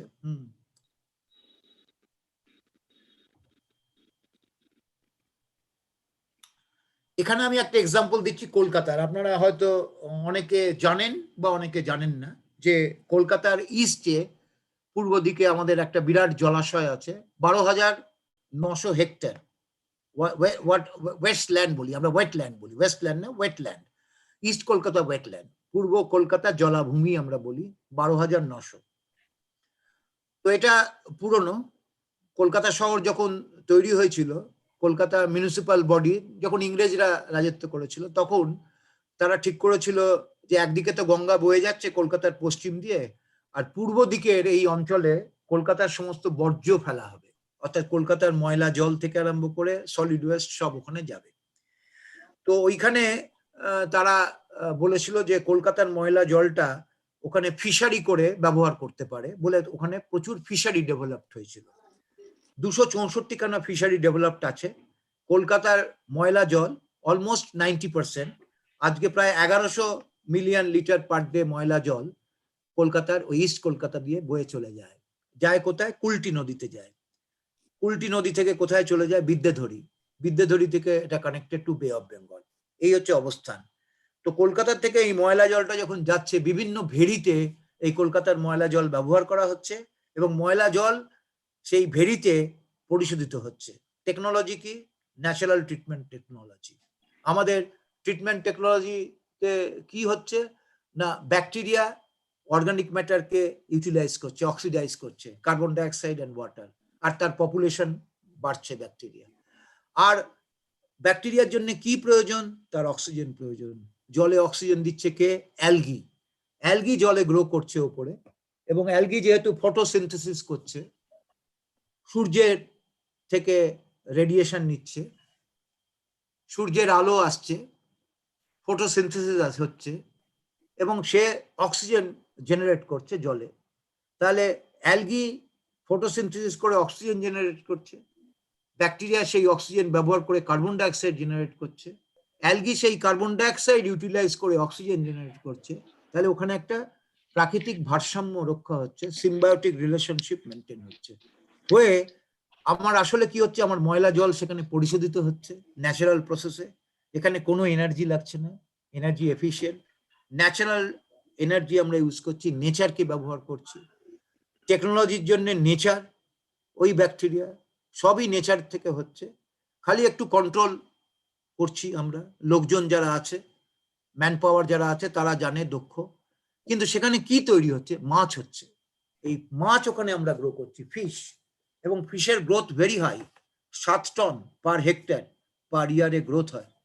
যেখানে মিষ্টি জলের পুকুরে আপনার 2 টন, 1 টন, 1.5 টন মাছ হয়, ওখানে আমরা 7 টন পর্যন্ত মাছ, 6 টন 7 টন মাছ হয়। এবং কলকাতা শহরে 20,000 মেট্রিক টন বছরে এই মাছ আসে, যেটাকে আমরা বলি চারাপোনা, ছোট ছোট, যেগুলো ওরা বিক্রি করে 90 টাকা 100 টাকা ওই ভেড়িতে, আর কলকাতায় কোথাও 120, কোথাও 100, আমি সল্টলেকে থাকি 160 টাকায় কিনতে হয়। তো এইখানে লাইভলিহুড হাজার হাজার লোকের, হাজার হাজার ফ্যামিলির লাইভলিহুড এই পিসিকালচারের সঙ্গে জড়িত। তো এটা হচ্ছে রামসার সাইট, 2002 সালে রামসার সাইট। এখানে আমাদের সলিড ওয়েস্টও ফেলা হয়। সুতরাং এটা হচ্ছে প্রিজার্ভ করার কথা আমাদের। এটা কলকাতার কিডনি, কলকাতা সাবসিডাইজড, কলকাতায় সুয়েজ ট্রিটমেন্ট প্লান্ট নেই, ন্যাচারাল ট্রিটমেন্ট সিস্টেম। কলকাতার Suez treatment plant, natural treatment system, কোনো খরচা নেই, তাকে আমাকে বাঁচাতে হয়। তো এটা একটা ecological balance West water management সিস্টেমের গ্লেয়ারিং এক্সাম্পল দিচ্ছি আমি। এখানে সুয়েজ অ্যাডিশন হচ্ছে দেখুন, এবং এটা পিসিকালচার, মাছ, যে মাছ তোলা হয় সকালবেলায়। এনিওয়ে, তো লাস্টের দিকে আমি চলে এসেছি, জাস্ট এখানে একটুখানি বলে দিই আপনার মসকিউটো অ্যান্ড কি ভেক্টর বোর্ন ডিজিজ, যেটা responsible vector borne disease burden, যেটা পাবলিক হেলথ প্রবলেম আমরা মনে করি ফ্রম ওয়েস্ট, সেটা হচ্ছে malaria, dengue fever, haemorrhagic fever বা ফাইলারিয়াসিস হতে পারে, আর encephalitis. Flies and vector borne disease যেগুলো আছে আমাদের কিছু জানা আছে, সেগুলো হচ্ছে African sleeping sickness, enteric bacteria diseases, house flies সেখান থেকে হতে পারে, ফুড কন্টামিনেশন থেকে হতে পারে, অর্থাৎ হাউস ফ্লাইজ থেকে হতে পারে। আফ্রিকান কান্ট্রিতে আমি গিয়ে দেখেছি আমি যখন গেছি সুদানে, সেখানে প্রচুর এই হাউস ফ্লাইস এবং তার থেকে contamination.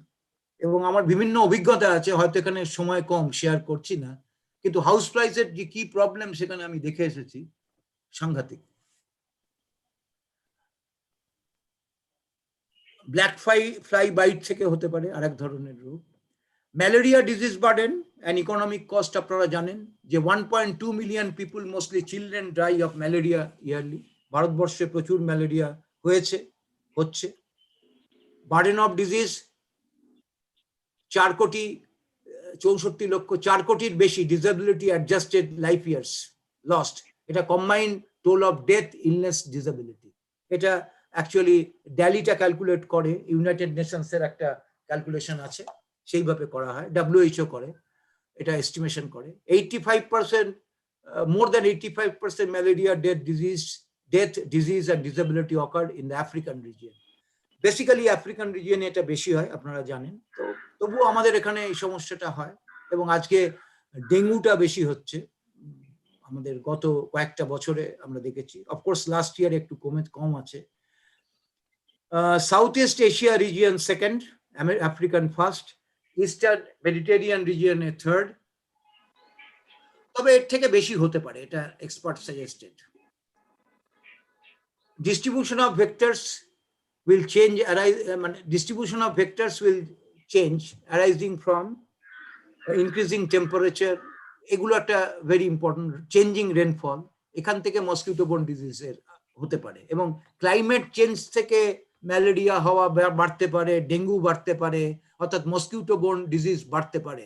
Cyclone, flood, changes in the animal host reservoir population, rising sea level, extreme tide, loss of coastal margins, etc. Another mosquito-borne disease could be human factor. Human factor এর মধ্যে আমরা বুঝি geographic location, proximity to water bodies, peri-domestic breeding, that is also very important. Arrival of infected people, লোক যদি চলে আসে international, interstate, তাহলে malaria হতে পারে। আর living standard is also very important.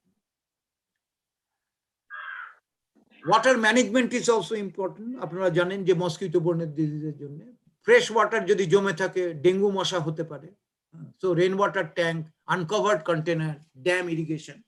আমি ওই মুকুটমণিপুরে যে ড্যামটা হয়েছে তার একটা আমরা ইম্প্যাক্ট অ্যাসেসমেন্ট কাজ করেছিলাম, সেন্ট্রাল ওয়াটার অ্যান্ড পাওয়ার বোর্ডের, central irrigation and power board, মনে আছে 1989-90 এই সময়।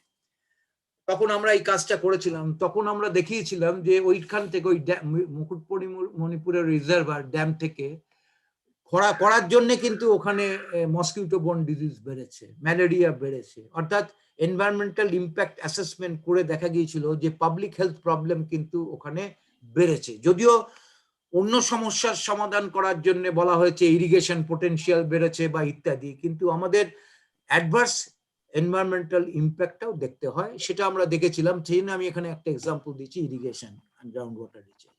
ওকে, so prevention, environmental sanitation is very important, যেটা কথা আমরা এতক্ষণ বললাম।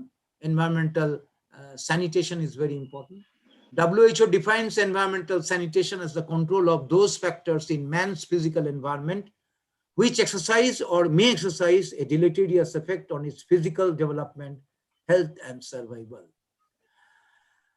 So, liquid waste management, provision of toilet, no open defecation, no accumulation of grey water, use grey water in kitchen garden. Kitchen garden করার কথা আমরা বলছি গ্রামাঞ্চলে, যে ময়লা জল বাড়ির কিচেন গার্ডেন করুন। এটা নিয়ে আমাদের কিছুটা অভিজ্ঞতা আছে, ভালো process. You can grow vegetables in your kitchen garden. Disposal of grey water in soak pit, better house drainage, storm water management একটু বাড়ানো দরকার আছে। Better deweeding and desilting of the canal is very important, and urban sewerage সিস্টেমের improvement, storm water ড্রেনেজের improvement is very necessary. Keeping water bodies clean, pollution free, minimize mosquito breeding facility, covering all water containers with lids, dispose of all unused container, junk materials, tires, এগুলো থেকে mosquito হতে পারে। Naturally, all these things need to be looked into, must be removed, should not be causing any mosquito breeding. Okay. Water must not get accumulated at any construction site. Construction site civil engineering project প্রচুর মশা হতে পারে। আমরা metro রেলের কাজে সেই 70 দশকে দেখেছি, তখনও সেই মসকিউটো আমাদের বেড়েছে। কলকাতায় আবার ম্যালেরিয়া নতুন করে এসেছিল। Spreading of insecticides against mosquito breeding in gully pits, drains, pumping station is necessary. So these are the precautionary measures that not need to be taken against vector-borne disease. I think I have to stop. আপনারা অনেকক্ষণ ধরে শুনলেন, আমার হয়তো সময়টা একটু বেশি হয়ে গেল। ধন্যবাদ, নমস্কার। প্রশ্ন থাকলে করবেন, ঠিক আছে, ওকে। Thank you very much, sir. The time limit was not a factor. Actually, we are so much hypnotized by your talk. We couldn't take the time management. Actually, we liked it hearing you very much, sir. And we hope that in future we will get to hear more from you. Thank you very much, sir, for your very nice lecture. Actually, we are very much enriched, and the lecture was very informative one. Thank you very much, sir. Sir, there are some questions from the audience. I like to call Dr. Bidhan Chandra Samanto to discuss this question and answer session. Sir. Okay, thank you so much. আমরা সত্যি we are very much informative and enriched with the very much informative talk of Professor Majumdar. Already some participants are written, some participants write questions in the chat box. So I just একটা বলুন, একটা করে question বলুন, আমি উত্তর দিয়ে দিচ্ছি। ঠিক আছে, maximum questions have been discussed by your talk actually. তবু যদি ঠিক আছে, সেটা আমি বলে দিচ্ছি একটু। সেটা প্রথমে যেমন জানতে চেয়েছেন একজন student Manish Das, what is difference between the sanitation and hygiene, what is hygiene and what is sanitation, he wanted to no.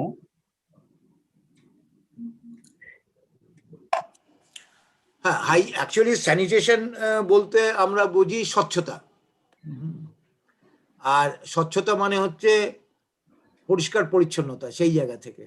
এখন স্বচ্ছতা যখন আমরা বলি, স্বাস্থ্য বিধান যখন আমরা বলি, আমরা যে সমস্ত বর্জ্য আছে, বর্জ্য তো অনেক ধরনের হতে পারে। আপনার বাড়ির থেকে বর্জ্য হতে পারে, সলিড হতে পারে, লিকুইড হতে পারে। ইন্ডাস্ট্রি থেকে হতে পারে বর্জ্য, সলিড হতে পারে, লিকুইড হতে পারে। যে কোনো educational institute establish everywhere, agriculture sector থেকেও হতে পারে, বর্জ্য হতে পারে। হ্যাঁ, তো সেই বর্জ্যগুলোর যাতে করে সেখান থেকে কোনো রকম দূষণ না হয়, তাহলে তার জন্যে আমাকে যে ব্যবস্থাপনা করতে হবে সেটা হচ্ছে স্যানিটেশন। অর্থাৎ স্বাস্থ্য বিধান ব্যবস্থা যেখান থেকে কোনো রকম পরিবেশ দূষিত না হয়, সেখান থেকে কোনো রকম পাবলিক হেলথ বা জনস্বাস্থ্যের সমস্যা না হয়। অর্থাৎ all activities relating to this is sanitation in general. তাই জন্য আমরা বলি যে এনভায়রনমেন্টাল স্যানিটেশন। আগে লোকে স্যানিটেশন বলতে শুধু বুঝতো টয়লেট, স্যানিটেশন কথাটার সঙ্গে অনেকের স্যানিটারি টয়লেট ভাবে বলে অনেকে স্যানিটেশন মানে তো ভাবছে টয়লেট, আসলে তা না। স্যানিটেশন হচ্ছে এনভায়রনমেন্টাল স্যানিটেশন, অর্থাৎ পরিবেশের স্বাস্থ্য বিধান ব্যবস্থা, এটা সবটা। আর হাইজিন হচ্ছে, এটা ব্যক্তিগত স্বাস্থ্যটাকেই আমরা বলি জেনারেলি হাইজিন, কিন্তু কমিউনিটি স্বাস্থ্যটাও আমরা রিফ্লেক্ট করি। এখন হাইজিন প্র্যাকটিস, আমার হাইজিন প্র্যাকটিস কি? আমি রোজ স্নান করি কি? আমি কি রোজ স্নান করব? তাহলে আমি ধরুন 7 দিন অন্তর স্নান করি, তাহলে আমার হাইজিন প্র্যাকটিসটা কি ভালো হলো? আমি জামা কাপড় ময়লা পরি 7 দিন ধরে, এটা কি আমার হাইজিন প্র্যাকটিস ভালো হলো? তাহলে হাইজিন বলতে আমরা বুঝি সেগুলো যেগুলো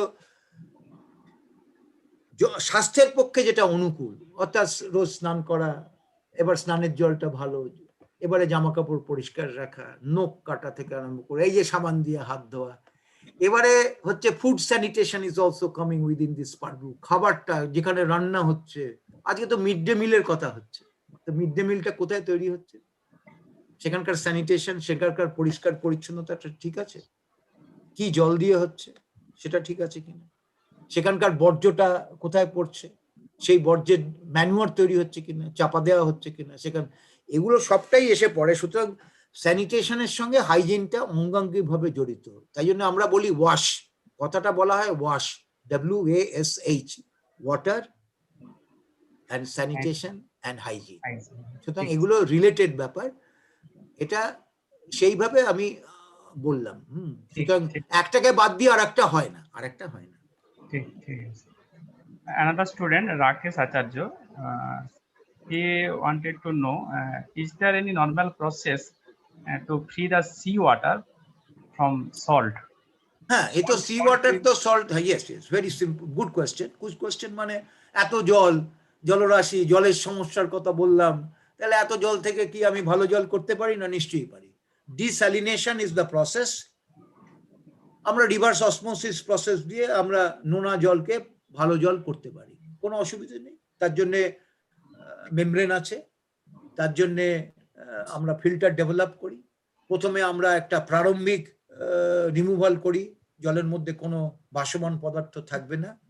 তারপরে আমরা একটা মাইক্রো ফিল্ট্রেশন দিয়ে দিই, অনেকে আবার একটা আল্ট্রা ফিল্ট্রেশনও লাগায়, যাতে করে জলের মধ্যে কোনো রকম অন্য ভাসমান পদার্থ থাকবে না, সল্টটা ডিজলভ স্টেটে থাকবে। তারপর রিভার্স অসমোসিস দিয়ে মেমব্রেন দিয়ে ফিল্টার করে ভালো জল করা যায়। কিন্তু এই জল করতে গেলে প্রায় শতকরা 50-60 জল, 45 জল নষ্ট হয়। অর্থাৎ আমি যদি 10 লিটার জল ট্রিট করি, আমি হয়তো 5 লিটার ভালো জল পাবো, 5 লিটার ওয়েস্টেজ হবে। ঠিক আছে, এখন প্রশ্নটা হচ্ছে যে এটা আমরা করতে পারি কিনা? নিশ্চয়ই করি। আমাদের তো অনেক মেশিন আছে, অনেক তো ওয়াটার পিউরিফায়ার আছে, যেখানে ডিজলভ সলিডস যেখানে বেশি আছে গভীর নলকূপে, সেখানে আরো লাগাই। কিন্তু সমুদ্রের জলের যেটা বলা হয়েছে, চেন্নাইতে তো জলের সমস্যা। চেন্নাইতে 10 মিলিয়ন লিটার একটা ট্রিটমেন্ট প্ল্যান্ট তৈরি করা হচ্ছে, ওয়াটার ট্রিটমেন্ট প্ল্যান্ট। চেন্নাইতে বহু জায়গাতে এখন সমুদ্রের জল পরিশোধন করে দেওয়া হচ্ছে। আর একটা নতুন চেন্নাইতে ট্রিটমেন্ট প্ল্যান্ট লাগানো হয়েছে।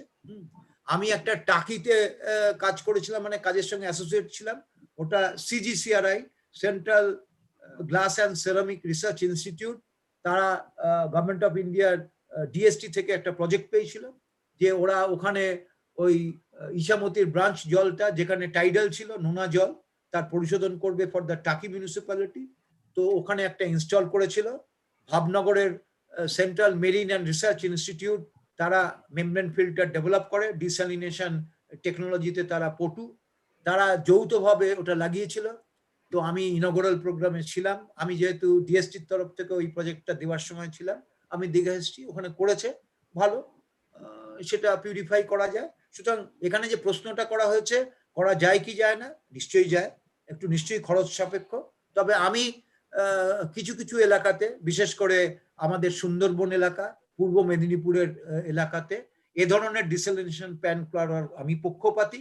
কিন্তু কারণ বহু মানুষ বহু সমস্যা জর্জরিত, সেখানে যদি এই ধরনের ডিস্যালিনেশন প্ল্যান্ট কিছুটা করা যায়, উই ক্যান প্রোভাইড রিলিফ। তার জন্য কিছু টাকা লাগবে তো বটেই, অপারেশন মেইনটেনেন্স কস্ট লাগবে, কিন্তু but the technology is available. Okay, ঠিক ঠিক স্যার। Another question, পল্লবী প্রধান, আমাদের জুলজি ডিপার্টমেন্টের স্যার টিচার। তো এই কোভিড-19 সিচুয়েশনে যেভাবে জলের ব্যবহার বেড়ে গেছে, সেখানে আমরা কিভাবে জলের অপচয় বন্ধ করতে পারি? এটা তার কোশ্চেন। এটা প্রশ্নটা দু রকম, মানে এইভাবে হয়। অনেকে বলে যে জলের ব্যবহার বেড়ে গেছে, আপনাকে আমরা হাত ধুতে বলেছি, আপনি 22 বার হাত ধুচ্ছেন, বুঝেছেন? আপনাকে বলেছি হয়তো, বা আপনি প্র্যাকটিস করেন যে কলেজ থেকে ফেরার পথে ফিরে এসে আপনি জামা কাপড় পরিষ্কার করে নেবেন। জল ব্যবহার একটু বেড়েছে, নিশ্চয়ই বাড়েনি যে তা নয়, কিন্তু অন্য জায়গা থেকে কিছু জায়গাতে কমেছে। অনেক ইন্ডাস্ট্রিতে কিন্তু প্রোডাকশন কম হচ্ছে, অনেক ইন্ডাস্ট্রিয়াল রিকোয়ারমেন্ট কিন্তু কম হয়েছে। এই জন্য কিছু কিছু আমরা দেখেছি, এটা কিন্তু নিয়ে সিরিয়াসলি ডিসকাসড হয়েছে। অনেকের বক্তব্য যে এটা বেড়েছে, কিন্তু আমাদের বক্তব্যটা হচ্ছে যে হয়তো আপাত দৃষ্টিতে আপনি বেড়েছেন ভাবছেন, তাই আপনি যেটা উপলব্ধি করেছেন খুবই ভালো। তো আপনাকে সে কারণে আমি প্যারালাল একটা রিকোয়েস্টও করছি, যেহেতু আপনি কোয়েশ্চেনটা রেজ করেছেন, যে আমরা যারা জল ব্যবহার করি আমরা তো কিছু জল অপচয় করি। আমি তো আগেই আপনাকে বলেছি, হ্যাঁ, বাড়িতে যদি 10টা কল থাকে আর 10টা কলের দিয়ে যদি 5টাতে দেখেন টপ টপ করে জল পড়ছে, ফোঁটা ফোঁটা ফোঁটা ফোঁটা করে, আপনি জানেন যে এই ফোঁটা ফোঁটা জল যোগ করলে কত হয়? 20টা ড্রপ করলে 1 ml হয়, মিলিলিটার। তাহলে একটা সেকেন্ডে যদি এক ড্রপ করে পড়ে, আপনি যোগ করে দেখবেন যে 4.5 লিটার জল বেরিয়ে যাবে খালি এইভাবে সেকেন্ডে। কিন্তু যদি একটু জোরে পড়ে, ফলে আপনার বাড়ি থেকেই হয়তো আপনি দেখবেন 50 লিটার 60 লিটার জল এমনি পড়ে যায়। আমি কাউকে আপনাকে মনে করিনি, আপনাকে মানে আমি জেনারেল বললাম। সুতরাং ম্যাডাম আপনাকে যেটা বলছি যে আমরা যদি কিছুটা জল সেভিং করি, উই ক্যান ডেফিনেটলি কম্পেনসেট। আমি কখনোই বলছি না যে হয়তো হাত ধুতে বা জামা কাপড় পরিষ্কার করার জন্য একটু জলের খরচা বাড়তে পারে। It is true. কিন্তু অনেক সময় অন্য জায়গা থেকে আমরা হিসেব করেও দেখেছি কিছু জলের ব্যবহার কমেছে, মানে কম্পেনসেট হচ্ছে। আপনার কলেজ কি খোলা আছে? আপনার কলেজ খোলা আছে? মুগবেরিয়া কলেজ? না না না, কলেজ বন্ধ। তা কত জল ব্যবহার হতো আপনাদের? রোজ জল ব্যবহার হতো? না না, আমি আপনাকে বলছি রোজ তো জল ব্যবহার হতো। হতো তো। 1000 স্টুডেন্ট আসতো, আপনারা মাস্টার মশাই 60-70 জন আসতেন, আপনারা জল ব্যবহার করতেন। এখন তো সেই জল ব্যবহার হচ্ছে না, সেভিং হচ্ছে। অর্থাৎ আমার বক্তব্যটা হচ্ছে একটা জায়গাতে সেভিং হচ্ছে, হ্যাঁ, একটা জায়গাতে বেশি খরচা হচ্ছে। ইট ইজ ট্রু যে ওই জায়গায় এই জায়গায় আমি দুটো দেখালাম, এটা বিচার্য হিসেব করলে দেখা যাবে হয়তো খুব একটা হেরাফেরা হচ্ছে না। ঠিক আছে, thank you very much. Next question. ঠিক। হ্যাঁ, এই কোশ্চেনটা সৌমেন বেরা যে কোশ্চেনটা সেটা উত্তর আপনি দিয়ে দিয়েছেন অলরেডি, কিভাবে জল অপচয় বন্ধ করতে পারি সেটা বলেছি, গ্রামের থেকে বলা আছে, এটা দরকার নেই স্যার। এরপরে যেটা আছে অনুপম মন্ডল, সে জানতে চাইছে please explain the effects of storing water in drum on human health. Chlorine দিলে, ক্লোরিন হচ্ছে ক্লোরিন নয় স্যার, ক্লোরিন নয়, মানে ড্রামে জমা যে জলটা ব্যবহার করা হচ্ছে সেখানে হিউম্যান হেলথে কোনো এফেক্ট হচ্ছে কিনা। কিছু আবার বলুন কোশ্চেনটা। গ্রামে না, গ্রাম নয়, ড্রাম মানে জলের যে ক্যান আর কি, সেই ক্যানে যে জল আমরা জমা করে রাখছি, সেই জমা জলে ওই যে সাদা ক্যান। ইয়েস। কি ক্ষতি হচ্ছে? না, বা ধরুন বাড়ির উপরে যে জলের ট্যাঙ্ক আছে সেখানে তো আমরা জলটা জমা থাকছে, সেই জলটাকে আমরা ইউজ করছি। শুনুন, এখানে আমি যেটা বলি সেটা হচ্ছে যে বাড়ির উপরে যে ট্যাঙ্কগুলো আছে হাই ডেনসিটি পলিথিনের, এগুলো ফুড গ্রেড প্লাস্টিক, মানে আছে হাই ডেনসিটি পলিথিন আছে, ফুড গ্রেড। হ্যাঁ, ন্যাচারালি এখান থেকে অ্যাডভার্স ইম্প্যাক্ট হওয়ার এখনো কোনো হিসেব আসেনি। জলের বোতল থেকে এই যে প্যাকেজ ড্রিঙ্কিং ওয়াটারের বোতল কিনতে পাওয়া যায়, যে 20 টাকা লিটারের বোতলগুলো, সেই বোতল থেকে একটা স্টাডি করে দেখা গেছে যে বিসফেনল আসতে পারে, লিচেট হতে পারে। তাই জন্য আমরা অনেক সময় বলি যে এই 20 টাকার যে বোতলগুলো কিনতে পাওয়া যায় সেটা আমরা অনেকে ব্যবহার করি। তো বেশি দিন আপনি ব্যবহার করবেন না, হয়তো 5-7 দিন 10 দিন ব্যবহার করার পর চেঞ্জ করে নেবেন। ওই বোতলগুলো বেশি দিন ব্যবহার করবেন না। আর একটা দেখি যে অনেকে এটা আমরা প্রায়ই দেখি, এই যে লরি থেকে বা গাড়ি থেকে অনেকে নেমে জল ভর্তি করছে ড্রাইভাররা, জলটা না বোতলটা লালচে হয়ে গেছে, ট্রান্সপারেন্সি নেই, তার মানে নোংরা পড়েছে, আয়রন ডিপোজিশন হয়েছে। এইসব বোতল ব্যবহার করা উচিত না। তার কারণ হচ্ছে আয়রন যদি ডিপোজিশন হয়ে থাকে তার মধ্যে ব্যাকটেরিয়া বা ইত্যাদি কিন্তু যদি আসে ডিপোজিট হয়ে থাকতে পারে। ফলে এই ধরনের পুরনো বোতল যতটা সম্ভব চেঞ্জ করে নেওয়া ভালো। আর ছাদের ওপরে যে আমাদের বাড়ির ছাদের ওপরে যে সমস্ত আছে, ওটা ফুড গ্রেড প্লাস্টিক যতদূর আমার জানা আছে, কারণ যারা ম্যানুফ্যাকচারার করেছে ওরা BIS স্বীকৃত, ব্যুরো অফ ইন্ডিয়ান স্ট্যান্ডার্ড স্বীকৃত। ফলে হেলথ হ্যাজার্ডের সেদিক থেকে সম্ভাবনা নেই। তবে নিশ্চয়ই প্লাস্টিক বোতল যেগুলো ওই 20 টাকার এমনি বোতল, যেটা পেট বোতল বডি, বেশি দিন ব্যবহার না করাই ভালো। সিঙ্গেল ইউজ হওয়া উচিত, এটা সিঙ্গেল ইউজ। সিঙ্গেল অনেকে দেখুন, সিঙ্গেল ওরা বলেছে যে আফটার ইউজ আপনি ফেলে দিন, তবে আমরা দেখেছি 7 দিন 10 দিন ব্যবহার করলে কোনো ক্ষতি হয় না, বেশি দিন করবেন না। আচ্ছা, another question from Rakesh. How do we remove arsenic and fluoride from water at home? বাড়িতে কি করে করতে পারি? বাড়িতে পারবে না, এটা সম্ভব। আমি তো তথ্য দেওয়া যাবে এটা তো আবার একটু সময় নেবে, কারণ টেকনোলজি। তবে যেহেতু প্রশ্নটা হয়েছে, প্রথম কথা বলি, আপনার মুগবেরিয়া ওই অঞ্চলে কিন্তু কোনো আর্সেনিক নেই, ফ্লোরাইডও নেই, এটা নেই, এইটু নেই। এবারে হচ্ছে যে যিনি প্রশ্ন করেছেন তিনি যদি আর্সেনিক এলাকাতে থাকেন আর আর্সেনিকের তার বাড়িতে থাকে, দেখুন টিউবওয়েলে আমার জলে আর্সেনিক আছে, আমি তাকে বলবো যে আপনি জলটা বিকেলবেলাতে বালতিতে বা কলসিতে ভরুন, পরের দিন সকালবেলাতে ওটাকে ফিল্টার করে নিন ক্যান্ডেল ফিল্টারে, ঠিক আছে? শতকরা 60 থেকে 80% আর্সেনিক সরে যাবে। প্রশ্ন হচ্ছে কেন যাবে?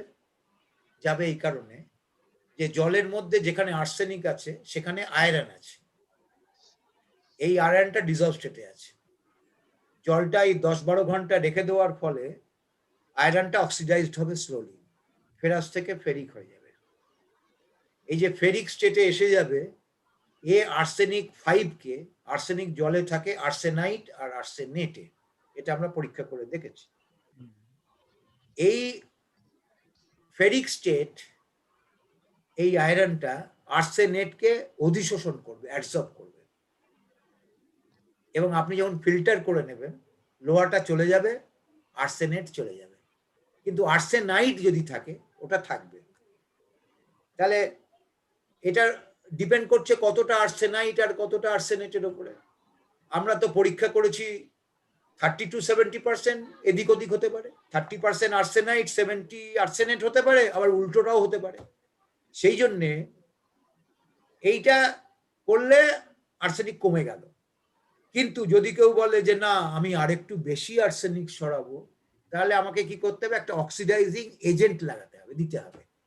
তো অক্সিডাইজিং এজেন্ট কি? জলে লোহাকে অক্সিডাইজ করার জন্য তুরন্ত ইমিডিয়েটলি আমি 1 ফোঁটা ক্লোরিন সলিউশন দিয়ে দেবো, ব্লিচিং পাউডার সলিউশন, তাহলে ক্লোরিন আয়রনকে অক্সিডাইজ করে দেবে। সরি, ইয়েস, অক্সিডাইজ করে দেবে। আর করবে আর্সেনাইটকে অক্সিডাইজ করে দেবে, আর্সেনাইট, এই ক্লোরিন আর্সেনাইটকে আর্সেনেটে অক্সিডাইজ করে দেবে। তাহলে কি হলো, আপনি জলটা নিয়ে একটু যদি ক্লোরিন মিশিয়ে দেন আর যদি কিছুক্ষণ রাখেন তারপরে ফিল্টার করে নেন, তাহলে দেখবেন 90% 95% আর্সেনিক চলে যাচ্ছে ফিল্টার করে দিলে। সুতরাং আর্সেনিক সরানো এইভাবে যায়। আর কেউ যদি বলে তাড়াতাড়ি সরাবো, তাহলে আমি জলে একটুখানি ব্লিচিং পাউডার সলিউশন ক্লোরিন দেবো, তার সঙ্গে একটু অ্যালাম দেবো। অ্যালাম মানে aluminium sulphate, Al2SO4 whole thrice 18H2O, সেটা জলে গেলে রিঅ্যাকশন করবে ক্যালসিয়াম বাইকার্বনেটের সঙ্গে, অ্যালুমিনিয়াম হাইড্রোক্সাইড হবে। অ্যালুমিনিয়াম হাইড্রোক্সাইড ওই আর্সেনেটকে অ্যাবজর্ব করবে, আর ক্লোরিন সলিউশন আর্সেনাইটকে আর্সেনেটে রূপান্তরিত করে দেবে, অক্সিডাইজ করবে, ফলে আর্সেনেট অ্যাবজর্ব হয়ে সেটেল করে যাবে। এবারে ওটাকে আপনি ফিল্টার করে নেবেন, হয়ে যাবে। এটা ডোমেস্টিকও হতে পারে, কমিউনিটি হতে পারে। এই সমস্ত টেকনোলজি দিয়ে আমরা বড় প্ল্যান্ট করেছি, অনেক বড় প্ল্যান্ট হয়েছে। সুতরাং this are the simple technologies. আর অ্যাক্টিভেটেড অ্যালুমিনা দিয়ে ফিল্টার করে নিলে আর্সেনিক চলে যাবে, অ্যাক্টিভেটেড অ্যালুমিনা ভালো। ফেরিক হাইড্রোক্সাইড দিয়ে ফিল্টার করে নিলে আর্সেনিক চলে যাবে, ferric hydroxide is a very good absorbent. So এইভাবে হতে পারে অনেক কিছু, ঠিক আছে। আর ফ্লোরাইডটা হচ্ছে ওই অ্যাক্টিভেটেড অ্যালুমিনা দিয়ে ফিল্টার করলে ফ্লোরাইড চলে যাবে, ঠিক আছে।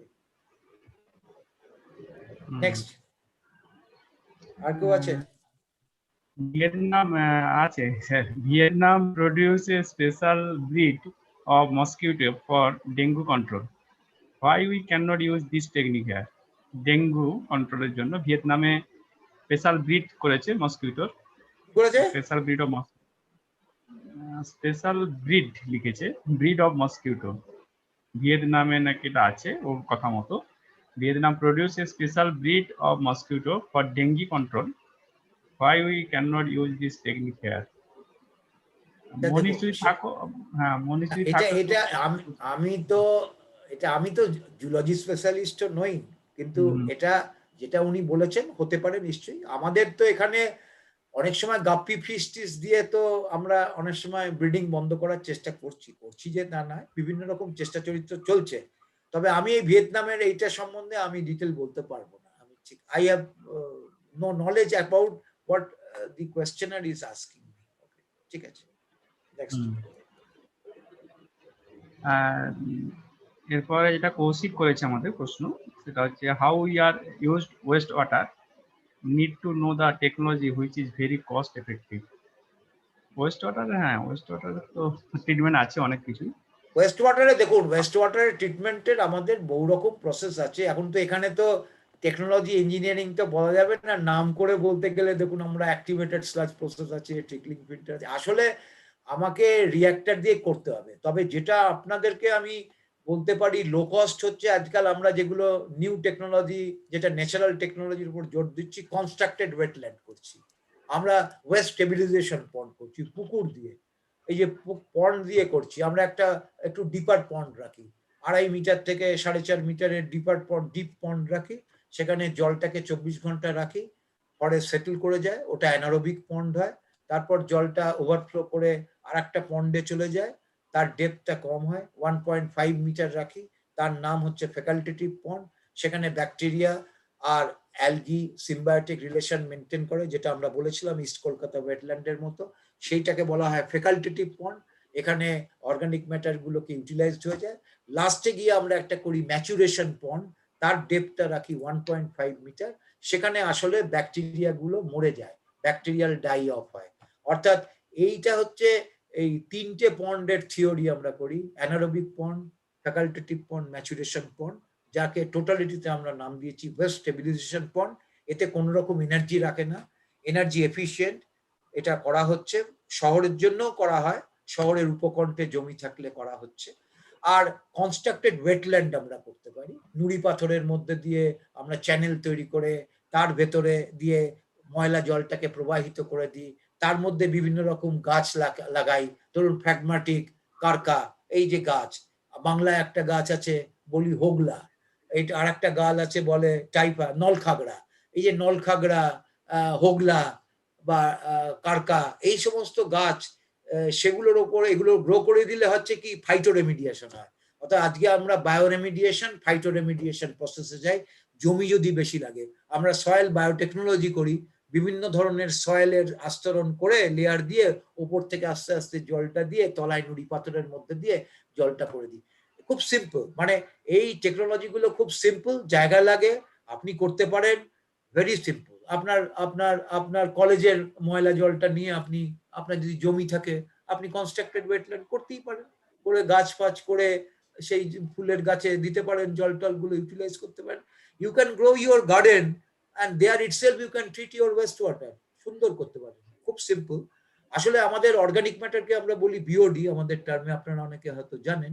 বিওডি থেকে আস্তে আস্তে আস্তে আস্তে কমে যায় এই অর্গানিক ম্যাটার গুলো বাই ব্যাকটেরিয়া। আর তার সঙ্গে আমাদের ফাইটো রেমিডিয়েশন হয়। ফাইটোর অ্যাডভান্টেজ হচ্ছে অক্সিজেন দিয়ে দেয়, সে কিছু অধিশোষণ করে করে এটা দুটো ডুপ্লিকেট মেথড আছে, এই দুটো যৌথ মেথড বায়োফাইটো দিয়ে করা হচ্ছে বহু।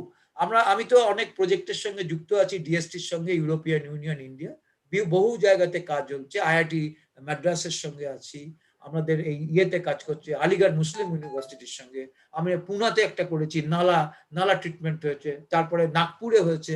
এই আপনার এই ধরুন পার্ক আছে, এই যে বাচ্চাদের বা বড়দের পার্ক আমরা যাই না, গাছ ফাছ আছে, সেইখানে ময়লা জলটাকে নিয়ে ট্রিটমেন্ট করে ওই গাছে ইউটিলাইজ করা হচ্ছে।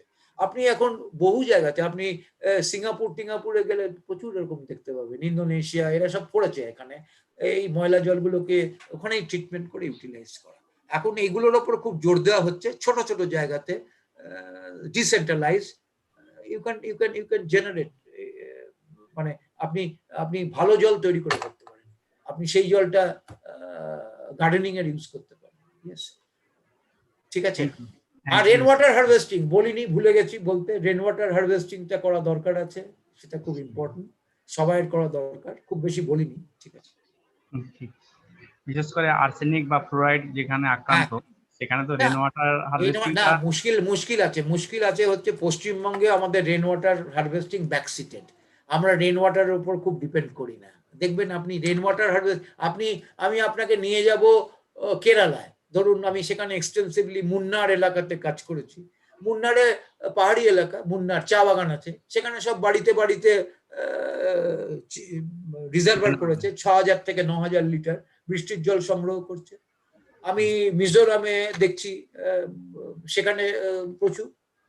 আইজলে যদি যান দেখবেন প্রত্যেকে রেন ওয়াটার হারভেস্টিং, প্রত্যেকটা বাড়িতে বৃষ্টির জল করছে, ওটা ব্যবহার করছে, বৃষ্টি হচ্ছে ব্যবহার করছে। আমাদের ওয়েস্ট বেঙ্গলে পুরুলিয়া বা বাঁকুড়া ওই সাইডে কিছুটা আছে, পুরুলিয়ার সাইডে আছে।